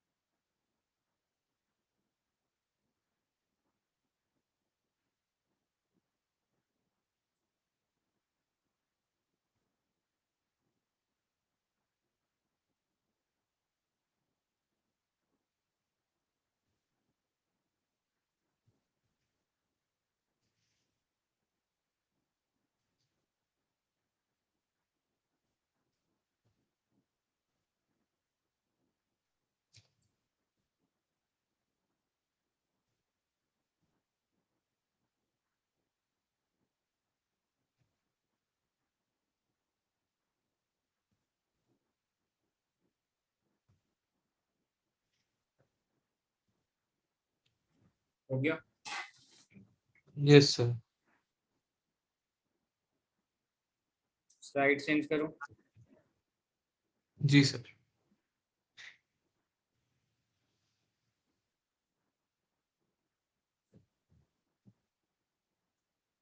यहाँ कुछ एजम्पशन है रेडियस रेशियो के लिए। ठीक है, सबसे पहला एजम्पशन ये है कि cations and anions assume to be spherical, spherical होने चाहिए और एक दूसरे को टच करना चाहिए। दूसरा जी एजम्पशन है सर। अनायन एक दूसरे को टच नहीं करना चाहिए। ठीक है। हाँ। और तीसरा एजम्पशन है कि केटायंस ज्यादा से ज्यादा अनायन से सराउंडेड होना चाहिए। जी सर। ठीक है, तो मैं एजम्पशन लिखूं या डायरेक्ट पॉइंट पे आऊं? सर पॉइंट पे आते हैं। ठीक है, पहला एजम्पशन ये है कि केटायन और अनायन स्फेरिकल होना चाहिए, must be touching each other, अनायन generally will not touch other अनायन। और तीसरा एजम्पशन क्या था कि केटायन मैक्सिमम अनायन से सराउंडेड होना चाहिए। ठीक है, अब इधर देखिए, अब यहाँ पे क्या होगा, देखिए इधर देखिए, ये पॉजिटिवली चार्ज है केटायन, तो इसमें क्या होगा कि जैसे मान लीजिए आपने यहाँ पे ऐसे रखा और दूसरा ऐसे रखा, तीसरा रखने जाएंगे या चौथा, तो ये टच करेगा अनायन। ये बेसिकली क्या है, अनायन है। ठीक है, तो इसमें जितना छोटा ये होगा, ठीक है, तो इस वजह से यहाँ दो ही अनायन पॉसिबल है, जिसको हम क्या कहते हैं, लीनियर कहते हैं। क्या कहते हैं, लीनियर। लीनियर कहते हैं। ठीक है, जो दूसरा होगा थोड़ा सा साइज बढ़ाएंगे हम लोग, थोड़ा सा साइज बढ़ाया हमने केटायन का, और यहाँ पे हमने क्या किया, अनायन रखना शुरू किया, एक, दो और तीन। ठीक है, ये केटायन और एनायन तो एक दूसरे को टच कर सकते हैं इजीली। ठीक है, तीन हो गया, जी सर। क्लियर है। अब हाँ देखिए जी सर। इसी चीज को हमें पढ़ना है। ठीक है, और ये क्या बना रहा है, बेसिकली ये ट्राइंगुलर वॉइड बना रहा है कि नहीं। हाँ जी। ये बस जनरल नॉलेज के लिए आपको पता होना चाहिए कि यहाँ ट्राइंगुलर वॉइड बन रहा है। अब यहाँ एक डेरिवेशन करेंगे रेडियस रेशियो के लिए। ठीक है, अब देखिए यहाँ पे जो बड़े वाले अनायन है ना, उनके रेडियस कैपिटल आर ले रहा हूं मैं, और जो छोटे वाले हैं केटायन है, उसके जो रेडियस को मैं ले रहा हूँ छोटा वाला आर। ठीक है, तो जी कुछ सर। ऐसा इसका सीन बनेगा, ध्यान से देखिएगा कि यहाँ पे एक ऐसा बन गया, एक, दो, मतलब ये बस टच करवा रहा हूं मैं ताकि पता चले, ये टच होगा नहीं एक्चुअल में, हाँ। या फिर मिनिमम टच टच होगा। ठीक है और यहाँ ठीक। पे अपने पास क्या है, एक पॉजिटिवली चार्ज है ऐसे। ठीक है, अब यहाँ हाँ। पे मैंने क्या किया कि यहाँ पे बेसिकली ये उल्टा कर दिया हूँ मैं। एक मिनट रुक जाइए, थोड़ा सा रिप्रेजेंटेशन में दिक्कत हो जाएगा मेरे। एक, दो और 3 यहाँ वर्ड्स नहीं बन गए उसके अंदर? हाँ 3 4 5 ये सब करेंगे हम लोग, ठीक है। अभी 3 के लिए कर रहा हूं मैं। और ये है आपका केटायन ऐसे पॉजिटिवली चार्ज, ठीक है। अब मैंने क्या किया, जी। इसके सेंटर से यहाँ खींचा, इसके सेंटर से ऐसे, और ये ऐसे। अब यहाँ से पूरा हाँ, मैथ्स है, ध्यान दीजिएगा, ठीक है। यहाँ पे क्या है कि जब केटायन वाले सेंटर से ये वाला लाइन खींचूंगा, तो ये वाला जी जो सर। लेंथ होगा वो capital R plus small r के बराबर होगा कि नहीं? Capital R plus small r, हाँ जी सर। बराबर होगा। और जी सर। इसको मैं सीधे सीधे ऐसे लाइन खींच दूं, ठीक है, परपेंडिकुलर ले लिया यहाँ पे, हाँ, ठीक है। तो ये जो परपेंडिकुलर लिया हूं वो किसके बराबर होगा? परपेंडिकुलर सर हमारा होगा छोटे आर के बराबर। छोटे आर के बराबर होगा या बड़े आर के बराबर? सर किसका, यहाँ छोटा वाला, ये वाला परपेंडिकुलर ना सर, ये तो क्या कहते हैं, एक मिनट सर, एक ये मिनट, इसको ऐसे ही रहने दीजिए। ये वाला आर किसके बराबर सर, होगा? ये बेसिकली एक इक्विलेटरल ट्रायंगल हो गया ना। हाँ, इक्विलेटरल तो देखो, ट्रायंगल हो गया तो ये आर की टर्म्स में अगर हम देखें तो वो शायद 3/2 टू 1/3 आर हो जाएगा। 1/3 आर। Okay, let's see. ये एक इक्विलेटरल ट्राइंगल है। मैं इस वाले पार्ट को बाहर निकाल रहा हूँ जो काट के हटाया हूँ। ये हम्म। ऐसे कर दिया मैंने, ठीक है। ये वाला लेंथ जी क्या सर। बताया आपने, आर प्लस आर। और मैंने ये जो नीचे लिखा है आर, ये वाला तो आर ही होगा। हाँ जी सर। और ये क्या है, बेसिकली हमें रेडियस रेशियो निकालना है, ठीक है। ये 30 डिग्री होगा कि नहीं, क्योंकि ये एक जी इक्विलेटरल सर। ट्राइंगल है और बीचों बीच मैंने लाइन खींच दिया, तो ये बाइसेक्ट कर दिया तो 30 डिग्री होगा। हाँ जी सर। तो यहाँ पे हम मैं लगाऊंगा cos 30 degree. cos 30 degree is equal to क्या होता है, base upon hypotenuse. Base upon hypotenuse, और यस cos सर। 30 डिग्री का वैल्यू क्या होता है, √3/2। √3/2। बेस कितना है, आर है। और आर हाइपोटेन्यूज प्लस क्या आर। है, आर प्लस आर है। क्रॉस हाँ मल्टीप्लाई करेंगे, √3r plus √3r is equal to 2r। जी सर। एक मिनट, ये √r बस लिख दिया मैं। यहाँ पे क्या आ जाएगा, √3r। √3 आर। क्लियर है। अब यहाँ से मैंने क्या जी किया, सर। r और r को कॉमन लीजिए, ठीक है। इधर लेके आऊंगा मैं और r कॉमन लूंगा अगर मैं, तो अपने पास क्या बचेगा? सर उस साइड ले जाते ना, वो पॉजिटिव रहेगा। किस साइड? हाँ, इधर लेके आएंगे, √3r माइनस 2r। हाँ और यहाँ पे हो जाएगा √3r, ये जी माइनस में सर। जाता है। हाँ तो इसको थोड़ा सा सॉल्व करते हैं, ठीक है। सर बेसिकली 2 - √3 आर हो जाएगा। एक मिनट, हाँ एक मिनट रुक जाइए, इसको उसी साइड लेके चला जाता हूँ मैं। इसको रूट थ्री हम्म। आर यहीं छोड़ देते हैं, तो ये क्या होगा, 2r minus √3r। Are common जी ले सर। लेते हैं तो क्या बचेगा, 2 माइनस √3r। हाँ। और अपॉन में क्या आएगा, √3। √3। अब इसको इधर थोड़ा सा सॉल्व कर देता हूँ मैं। r is equal to 2/√3 minus 1 आएगा कि नहीं, इंटू आर। हाँ जी सर। और r upon r is equal to, इसको जब सॉल्व करते हैं तो हमारे पास आता है 0.155। किसके लिए, ट्राइगोनल के लिए। किसके लिए, ट्राइगोनल के लिए। ये सर दिया होता है, फिक्स रेशियो होती है। हाँ, तो इसे लिख लीजिए, फिर मैं पूरा चार्ट बनवा देता हूँ हर किसी के।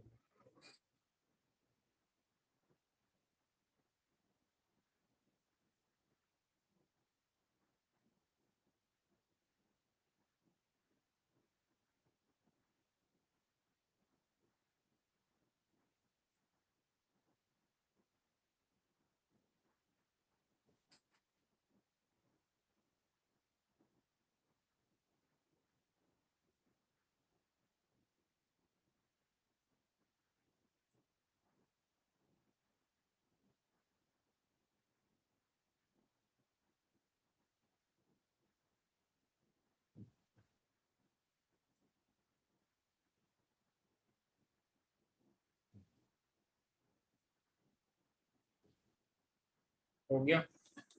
एक मिनट बस।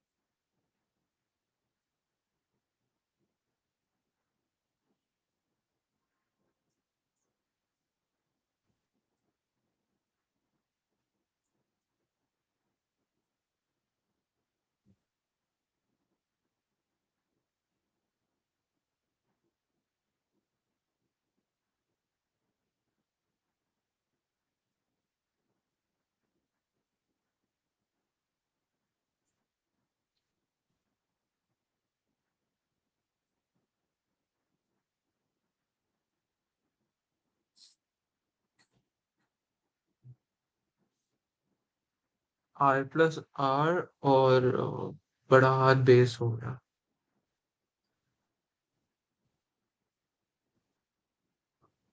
हो गया। एक मिनट सर, बस कैलकुलेशन कर रहा था।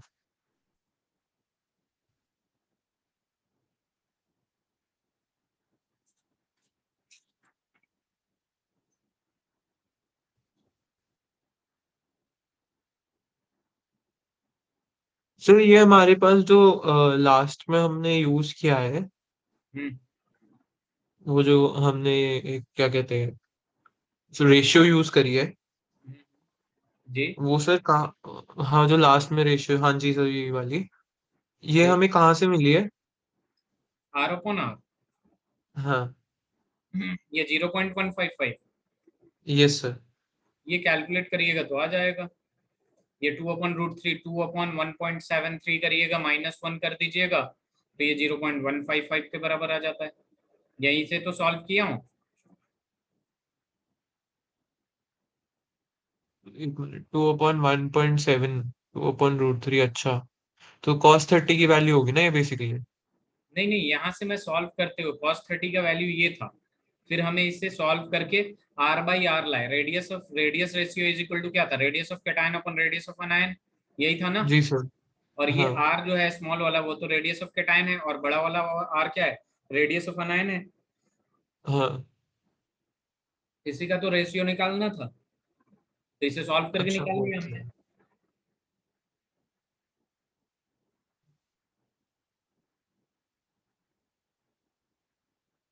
समझ गया सर, हो गया सर। स्लाइड चेंज करूं?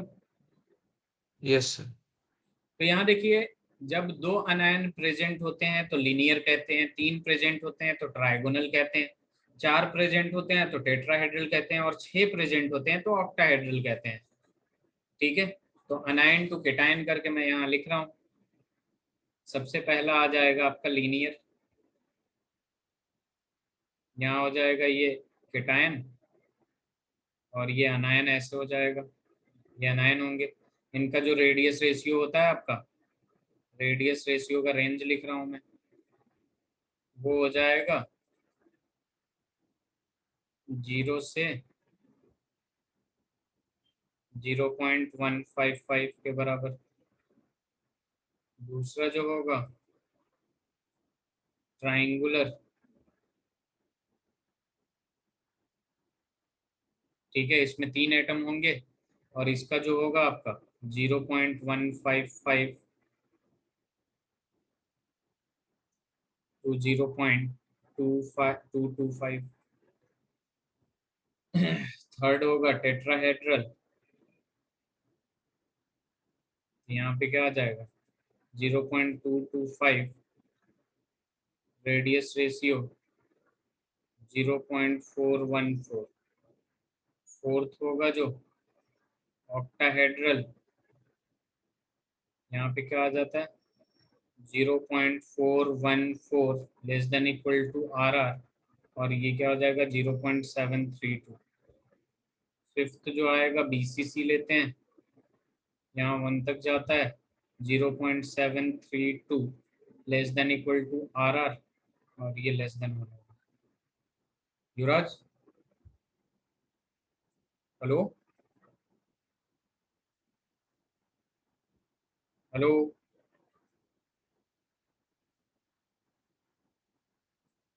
युवराज।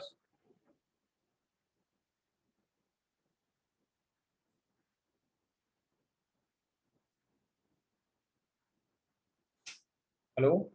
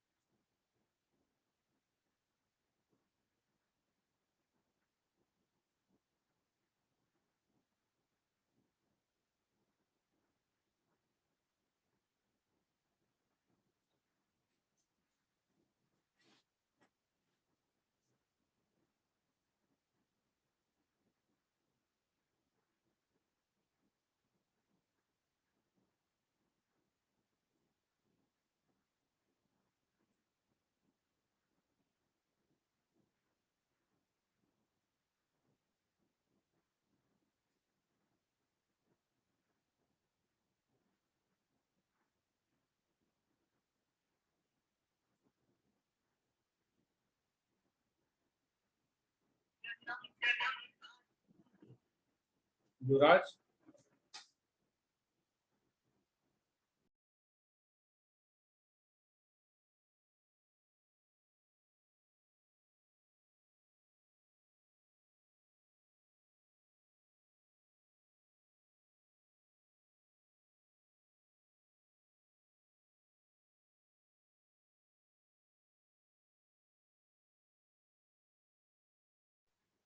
Yuvraj,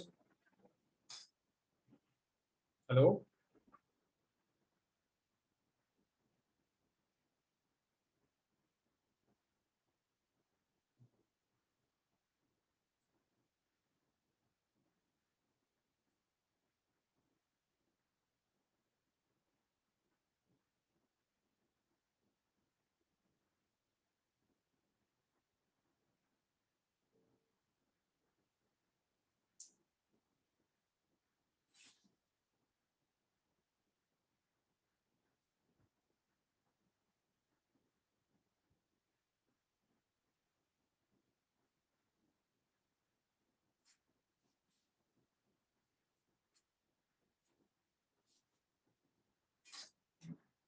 hello.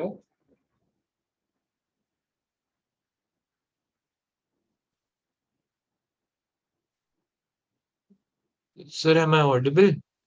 Yes. Sorry sir, वो लाइट चली गई थी। अच्छा, मुझे लगा हैंग हो गए आप, बस दिख रहे थे थोड़ा सा। नहीं नहीं नहीं सर, वो लाइट चली गई थी तो मैंने कुछ सुना भी नहीं। 1 मिनट रुक जाइए।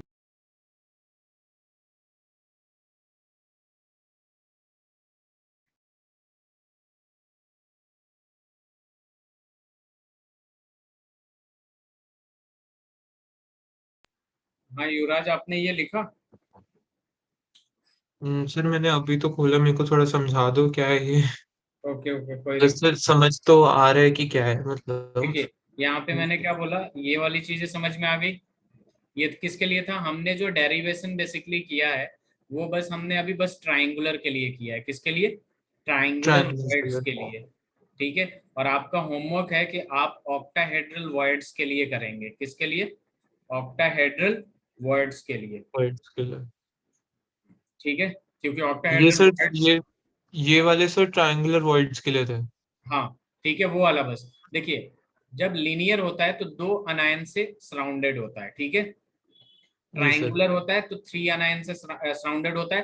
टेट्राहेड्रल होता है तो 4। और यहाँ पे ऑक्टाहेड्रल से 6 से सराउंडेड होता है। और बीसीसी में हम्म, 5 से सराउंडेड होता है। थिंक जी 5। सर। ठीक है। तो यहाँ पे देख लेंगे कि लीनियर का जो रेडियस रेंज है, ठीक है, देखिए ट्राइंगुलर का कितना था? 1.55 आया था। तो 1.55 के बराबर या 0.225 से कम हो सकता है। ठीक है। और जो लीनियर है वो होता है 0 से 1.55 से पहले तक। ठीक है। हम्म। 0 टू 1.55 वही सबका रेडियस रेंज दे रखा है। ठीक है, रेडियस रेशियो का रेंज दे रखा है। ये वाला आपको डेरिवेशन करना है ऑक्टाहेड्रल का। सर ट्रायंगुलर वर्ड्स का क्या है ये? R range? हाँ, ट्राइंगुलर ट्राइंगुलर बेसिकली, ट्राइंगुलर वो बनता है ना, ट्राइंगुलर वर्ड्स जो 3 से मिलता है। ठीक है। अब इस वर्ड में सपोज कोई कैटायन है, तो कैटायन और अनायन का रेशियो यहाँ निकाल सकते हैं ना। सो मतलब ऑक्टाहेड्रल वर्ड का भी तो आपने लिख ही दिया है, तो उसमें करना क्या है? लिख, जो हमने यहाँ किया है, जो हमने ये किया है, डेरिवेशन हाँ किया जी है ना सर। हमने, ये करना है हाँ बस। हाँ हाँ। हाँ, ये करना है, इसे लिख लीजिए। और ये डायरेक्ट याद होना अच्छा। चाहिए, आईआईटी में डायरेक्ट पूछता है। वैसे आपको बोर्ड लेवल से देखे तो डेरिवेशन इसका इंपॉर्टेंट है, ऑक्टाहेड्रल का बहुत बार पूछा सीबीएसई में। हम्म। जी।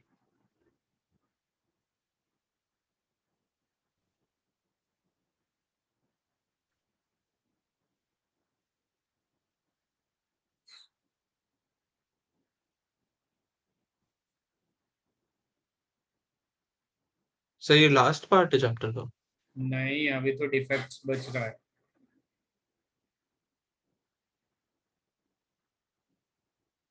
वही उधर से आप थोड़ा सा लेट हो गए ना उधर। अगर उधर आप टाइम पे होते 7:30 पे, मैं पहले ही आके बैठ जाता हूँ ताकि लेट ना हो। तो तो 7:30 अपना अच्छा खासा टाइम हो गया। ये खत्म होने के बाद डिफेक्ट्स में करवा ही दूंगा आज इंशाल्लाह। जी सर। डिफेक्ट्स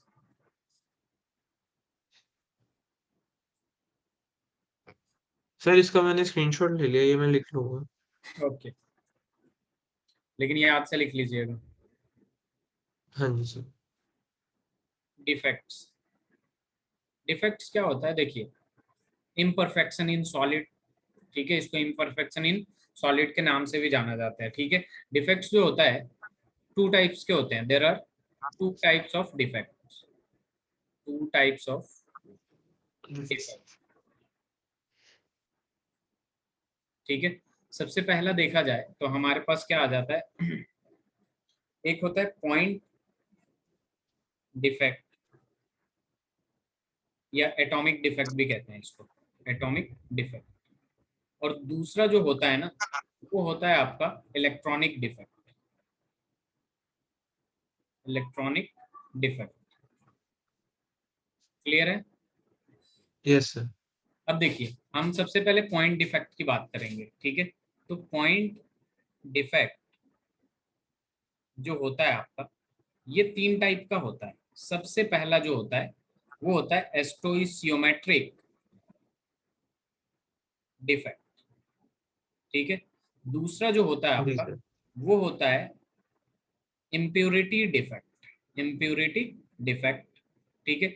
तीसरा जो होता है आपका वो होता है non stoichiometric defect, non stoichiometric defect, yes sir.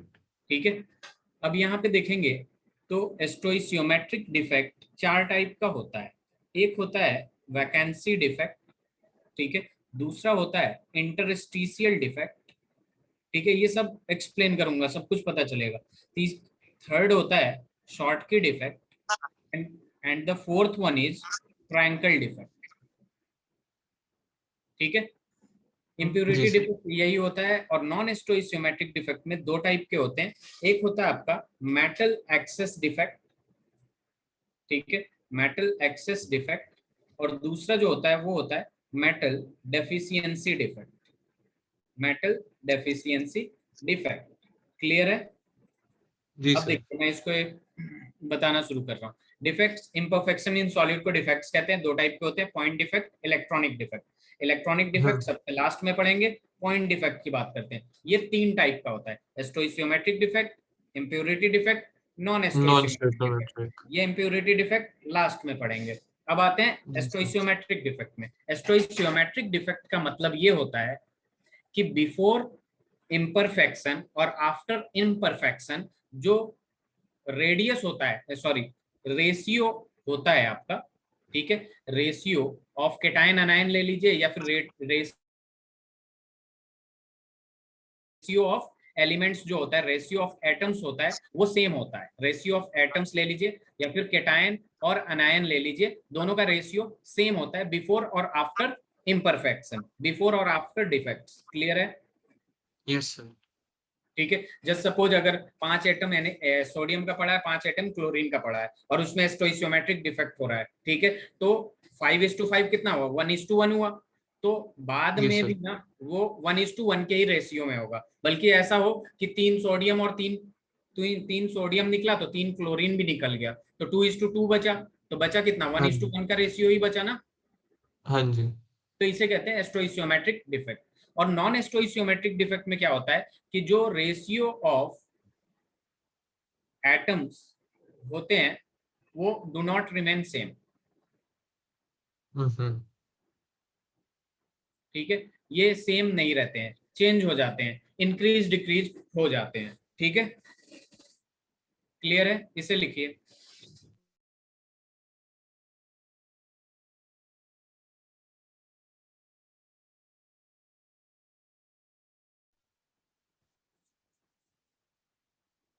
एक मिनट की युवराज, आप ये लिखिए।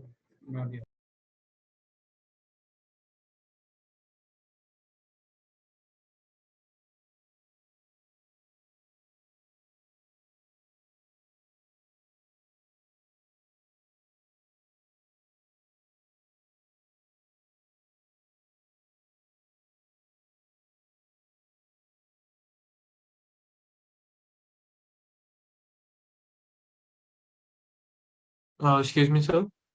जी, हो गया। सर इसमें इंटरस्टियल के नीचे क्या है? Schottky defect, SHOTT KY। और सर उसके नीचे Frenkel. Frenkel, Frenkel defect, FRENKEL। Last में अजीब सा लिखा, फ्रेंकल। ठीक है। Done sir. हो गया। अब जी हम बात सर। करेंगे सबसे पहले स्टोइशियोमेट्रिक डिफेक्ट की। तो यहाँ लिख देता हूँ, मैं एक टेबल ही बना देता हूँ। यहाँ आ गया है डिफेक्ट, ठीक है। यहाँ पे डेफिनेशन लिख देंगे, ठीक है। यहाँ पे हम डेंसिटी के बारे में देख लेंगे, ठीक है। उसके बाद सॉलिड देख लेंगे, आयनिक है या नॉन आयनिक है। और उसके बाद यहाँ पे क्या कहते हैं, क्रिस्टल स्ट्रक्चर देख लेंगे, क्रिस्टल स्ट्रक्चर। सर वो DEFN क्या है? डेफिनेशन है, ये अच्छा। मैं शॉर्ट फॉर्म में लिख दिया, ठीक है। Defect, definition, density, solid and crystal structure. हाँ, जी देखिए सर, इधर डन। ध्यान से देखिए। सबसे पहले हम बात करेंगे वैकेंसी डिफेक्ट की, ठीक है। वैकेंसी लिख रहा हूं मैं, ठीक है। डिफेक्ट लिख लीजिएगा आप, वैकेंसी डिफेक्ट, ठीक है। देखिए वैसे बेसिकली वैकेंसी डिफेक्ट में क्या होता है आपके पास, कि एक स्ट्रक्चर दिया हुआ है, जैसे सपोज ये बिफोर है, ठीक है। बिफोर में क्या है आपके पास, 3 एटम, 6 एटम टोटल प्रेजेंट है, ठीक है। जी सर। इसमें क्या होगा आपका, कि एक और 2 एटम गायब हो जाते हैं, एक एटम गायब हो गया, ठीक है। तो यहाँ पे कितना हो जाएगा, वैकेंट कर गया, बेसिकली इस स्पेस को छोड़ के चला गया, ठीक है। तो इसको हम क्या कहते हैं, वैकेंसी डिफेक्ट कहते हैं, जी सर। ठीक है। वैकेंसी डिफेक्ट कहते हैं। और ये जो होता है, ये नॉन आयनिक सॉलिड में होता है। किसमें होता है, नॉन आयनिक नॉन कंपाउंड कह आयोनिक लीजिए, सॉल्वेंट। या नॉन आयनिक सॉलिड कह लीजिए, ठीक है। जी सर। इसके डेफिनेशन की बात कर रहे हैं, डेंसिटी की बात कर रहे हैं, तो डेंसिटी क्या होगा, डिक्रीज करेगा या इंक्रीज। सर डेंसिटी डिक्रीज कर देगा। डेंसिटी डिक्रीज कर जाएगा, ठीक है। डेफिनेशन के बाद में बात कर लेंगे, अभी ये करते हैं दूसरा, इंटरस्टिशियल डिफेक्ट, ठीक है। इंटरस्टिशियल डिफेक्ट, ठीक है। इसमें क्या होता है, जैसे मान लीजिए ये बिफोर वाला बना रहा हूँ, पहले जो है वो बिफोर का है, 1 2 3, और 1 2 3, 6 एटम है टोटल। अब इसमें क्या होगा आपका, कि जो बेसिकली एक छोटा वाला एटम होगा, ठीक है। यहाँ पे एक है और यहाँ पे एक है, तो यहाँ वाला खुद ब खुद एक इंटरस्टिशियल साइट कवर कर लेगा, ठीक है, वहां चला जाएगा, ठीक है। डिस्प्लेस जैसे हो फ्लूइड्स जाएगा। होते हैं ना, बेसिकली कैटायन जो होते हैं वो छोटे छोटे जगह पे चले इजिली जा सकते हैं, क्योंकि उनका साइज बहुत छोटा होता है, जी सर। ठीक है। तो यहाँ पे जो सॉलिड होता है, यहाँ पे भी ये नॉन आयनिक कंपाउंड में होता है या नॉन आयनिक सॉलिड में होता है, ठीक है। हाँ। और इसका डेंसिटी डिक्रीज होगा, इंक्रीज होगा, या फिर सेम होगा। सर सेम ही होगा मेरे हिसाब से सेम तो। होगा, हाँ, सेम ही होगा, ठीक है। उसके बाद बात आता है शॉर्ट की डिफेक्ट की। शॉर्ट की डिफेक्ट, ये डबल टी है। इसमें क्या होता है, जैसे केटायन और एनायन है आपके पास, ठीक है। तो यहाँ पे बहुत सारे केटायन एनायन है, plus minus, plus minus, plus minus. तो एक साथ प्लस माइनस दोनों ही जाएंगे, ठीक है। यहाँ पे भी एक बात ध्यान में रखिएगा, अकेला नहीं जाएगा, यहाँ दो जाएगा, ताकि इसके रेशियो पे फर्क ना पड़े, ठीक है। रेशियो पे फर्क ना पड़े। तो जस्ट सपोज यहाँ पे प्लस था, माइनस गायब हो गया, यहाँ प्लस बचा, ठीक है। और फिर यहाँ पे एक जो माइनस था यहाँ पे, और ये एक प्लस गायब हो जाएगा, ये माइनस, ठीक है। तो जो रेशियो ऑफ स्टोइचियोमेट्रिक कोएफिशिएंट है, ठीक है, रेशियो ऑफ केटायन और एनायन है, उस पर कोई फर्क नहीं पड़ेगा, क्लियर है। जी सर। और यहाँ जी पे सर। बात करें तो यहाँ पे भी डेंसिटी क्या हो जाएगी, डिक्रीज हो जाएगी, ठीक है। जी सर। और यहाँ पे जो ये होता है ना, वो आयनिक सॉलिड के लिए होता है, किसके लिए होता है, आयनिक सॉलिड के लिए। Ionic solid. और फिर आ जाता है आपका फ्रैंकल डिफेक्ट। तो फ्रैंकल डिफेक्ट में भी यही होता है आपका, ठीक है। यहाँ पे सपोज ये positive negative positive negative positive negative है, ठीक है। तो यहाँ पे क्या होगा, जनरली जो साइज ऑफ कैटायन होते हैं वो क्या होते हैं, छोटे से होते हैं, ये जी नेगेटिव सर। Positive negative. तो ये वाला जो कैटायन है बेसिकली वो कहीं इंटरस्टिशियल साइट कवर कर लेगा, और इसकी डेंसिटी क्या होगी, सेम हो जाएगी कि नहीं। एक मिनट सर, इसमें क्या हुआ हमारा? इसमें हमारा अनायन ने कवर किया। नहीं, कैटायन, देखिए एक बात ध्यान दीजिए, ये वैकेंसी डिफेक्ट जो है शॉर्ट की तरह है, इंटरस्टिशियल डिफेक्ट है फ्रैंकल डिफेक्ट की तरह है। इंटरस्टिशियल साइट यहाँ कोई भी कवर करे, ये तो नॉन आयनिक सॉलिड होता है, ठीक है। और हाँ। ये जो फ्रैंकल डिफेक्ट है, यहाँ पे जो वैकेंसी इंटरस्टिशियल साइट कवर करेगा वो केटायन ही करेगा, क्योंकि केटायन का साइज छोटा होता है। ओके सर, समझ गया। मतलब सिर्फ आयनिक और नॉन आयनिक का फर्क है, बाकी काम पर सेम करते हैं। जी, तो ये डेफिनेशन एक बार आप ट्राई करिएगा खुद से, ठीक है। वैसे बता देता हूँ, व्हेन इन सॉलिड, ठीक है, यहाँ पे क्या होता हाँ। है, there are vacant spaces left in the compound is called vacancy defect, ठीक है। ऐसे लिख सर एक सकते बार हैं, फिर से। इसमें लिख ही देता हूँ मैं, when in non ionic solid,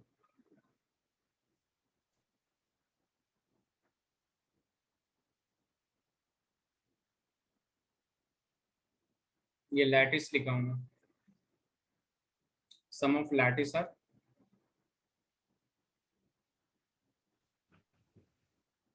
vacant. ये वैकेंट हो जाते हैं, उसको क्या कह देते हैं हम, वैकेंसी डिफेक्ट कहते हैं, ठीक है। और यहाँ पे when in non ionic solid, ठीक है, some of lattice cover interstitial site, उसको इंटरस्टिशियल डिफेक्ट कह देते हैं। इसको भी लिख देता हूँ मैं, इंटरस्टिशियल साइट। तो ये ओके मैं सर। लिख देता हूँ, आप लिखिए, सम ऑफ कॉन्स्टिट्यूएंट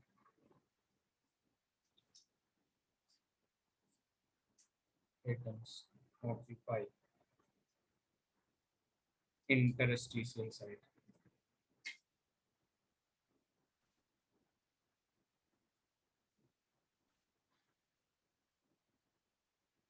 ये नेक्स्ट क्लास में खत्म हो जाएगा, तो कौन सा चैप्टर शुरू करने वाले हैं हम लोग? सर जो आप बोलो। सेकंड चैप्टर ही शुरू करते हैं। जी सर। सर सेकंड नहीं, थर्ड कौन सा है? इलेक्ट्रोकेमिस्ट्री। इलेक्ट्रोकेमिस्ट्री। जी। वो सेकंड से रिलेटेड है किसी भी तरीके से? सेकंड से तो बिल्कुल रिलेटेड नहीं है, वो सर रेडॉक्स सर वो से करता है, रिलेटेड है। वो करता है सर फिर। थर्ड, सेकंड से क्यों हम्म। भाग रहे हैं आप? सर क्योंकि सेकंड में सोच रहा था एक बार खुद भी कर लेता हूँ। अच्छा अच्छा, ठीक है। फिर सर एक बार ही खुद हो गया ना, फिर जल्दी हो जाएगा हमारा। हाँ, इससे रिलेटेड कौन सा चैप्टर है सर? इससे रिलेटेड कोई चैप्टर नहीं मिलेगा अब आपको, ये अच्छा। एकदम ही डिफरेंट होता है 3D में, इसमें मोल वोल तो आता ही नहीं है। जी सर। लिख लिया आपने? एक मिनट सर, डेफिनेशन लिख रहा था।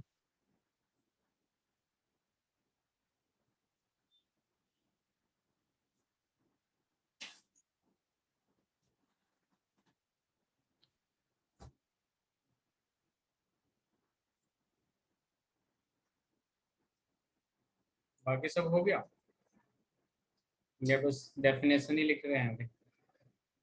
सर बस लास्ट डेफिनेशन लिख रहा हूँ और उसका क्रिस्टल स्ट्रक्चर रहता है, बाकी सब हो गया। सेमीकंडक्टर पढ़ा आपने? सेमीकंडक्टर? जी। किस सर, डिटेल में नहीं पढ़ा। Semiconductor P type N type, अच्छा अभी नहीं नहीं पढ़ा? सर, नहीं पढ़ा।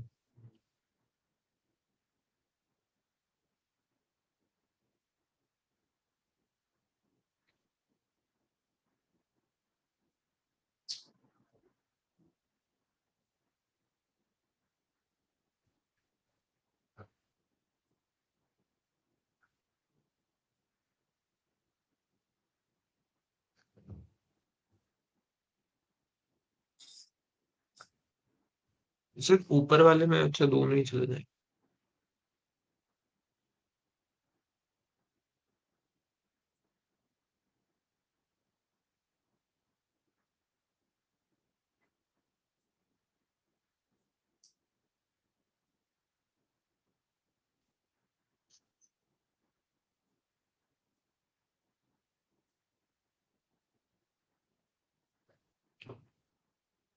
हो गया? यस सर, हो गया। ओके, तो यहाँ अब इसके बाद अपने पास ज़्यादा वो नहीं बचा है, सिलेबस ऑलमोस्ट कवर्ड है। नॉन स्टोइकियोमेट्रिक डिफेक्ट पढ़ेंगे, एन टाइप, पी टाइप पढ़ेंगे, उसके बाद मैग्नेटिक नेचर के बारे में पढ़ लेंगे, चैप्टर खत्म। फिर थर्ड चैप्टर शुरू करेंगे, इलेक्ट्रोकेमिस्ट्री। ठीक है? जी सर। और उसको पढ़ के रखिएगा, क्योंकि वो सेकंड चैप्टर से ज़्यादा थोड़ा टफ लगता है बच्चों को क्लास 12th के। कौन सा वाला? इलेक्ट्रोकेमिस्ट्री आपने पढ़ा है? नहीं सर, अभी तक पढ़ा नहीं है, मैं पढ़ के रख लूंगा। ठीक, okay, see you in the जी next sir, class. Sir NCERT से पढ़ना ना? हाँ, एनसीईआरटी पढ़ लीजिएगा, इसके जी एक्सरसाइज सर। जरूर अटेम्प्ट करिएगा। NCERT exercise. हाँ, एनसीईआरटी। जी सर। डन। थैंक यू चलिए, सर।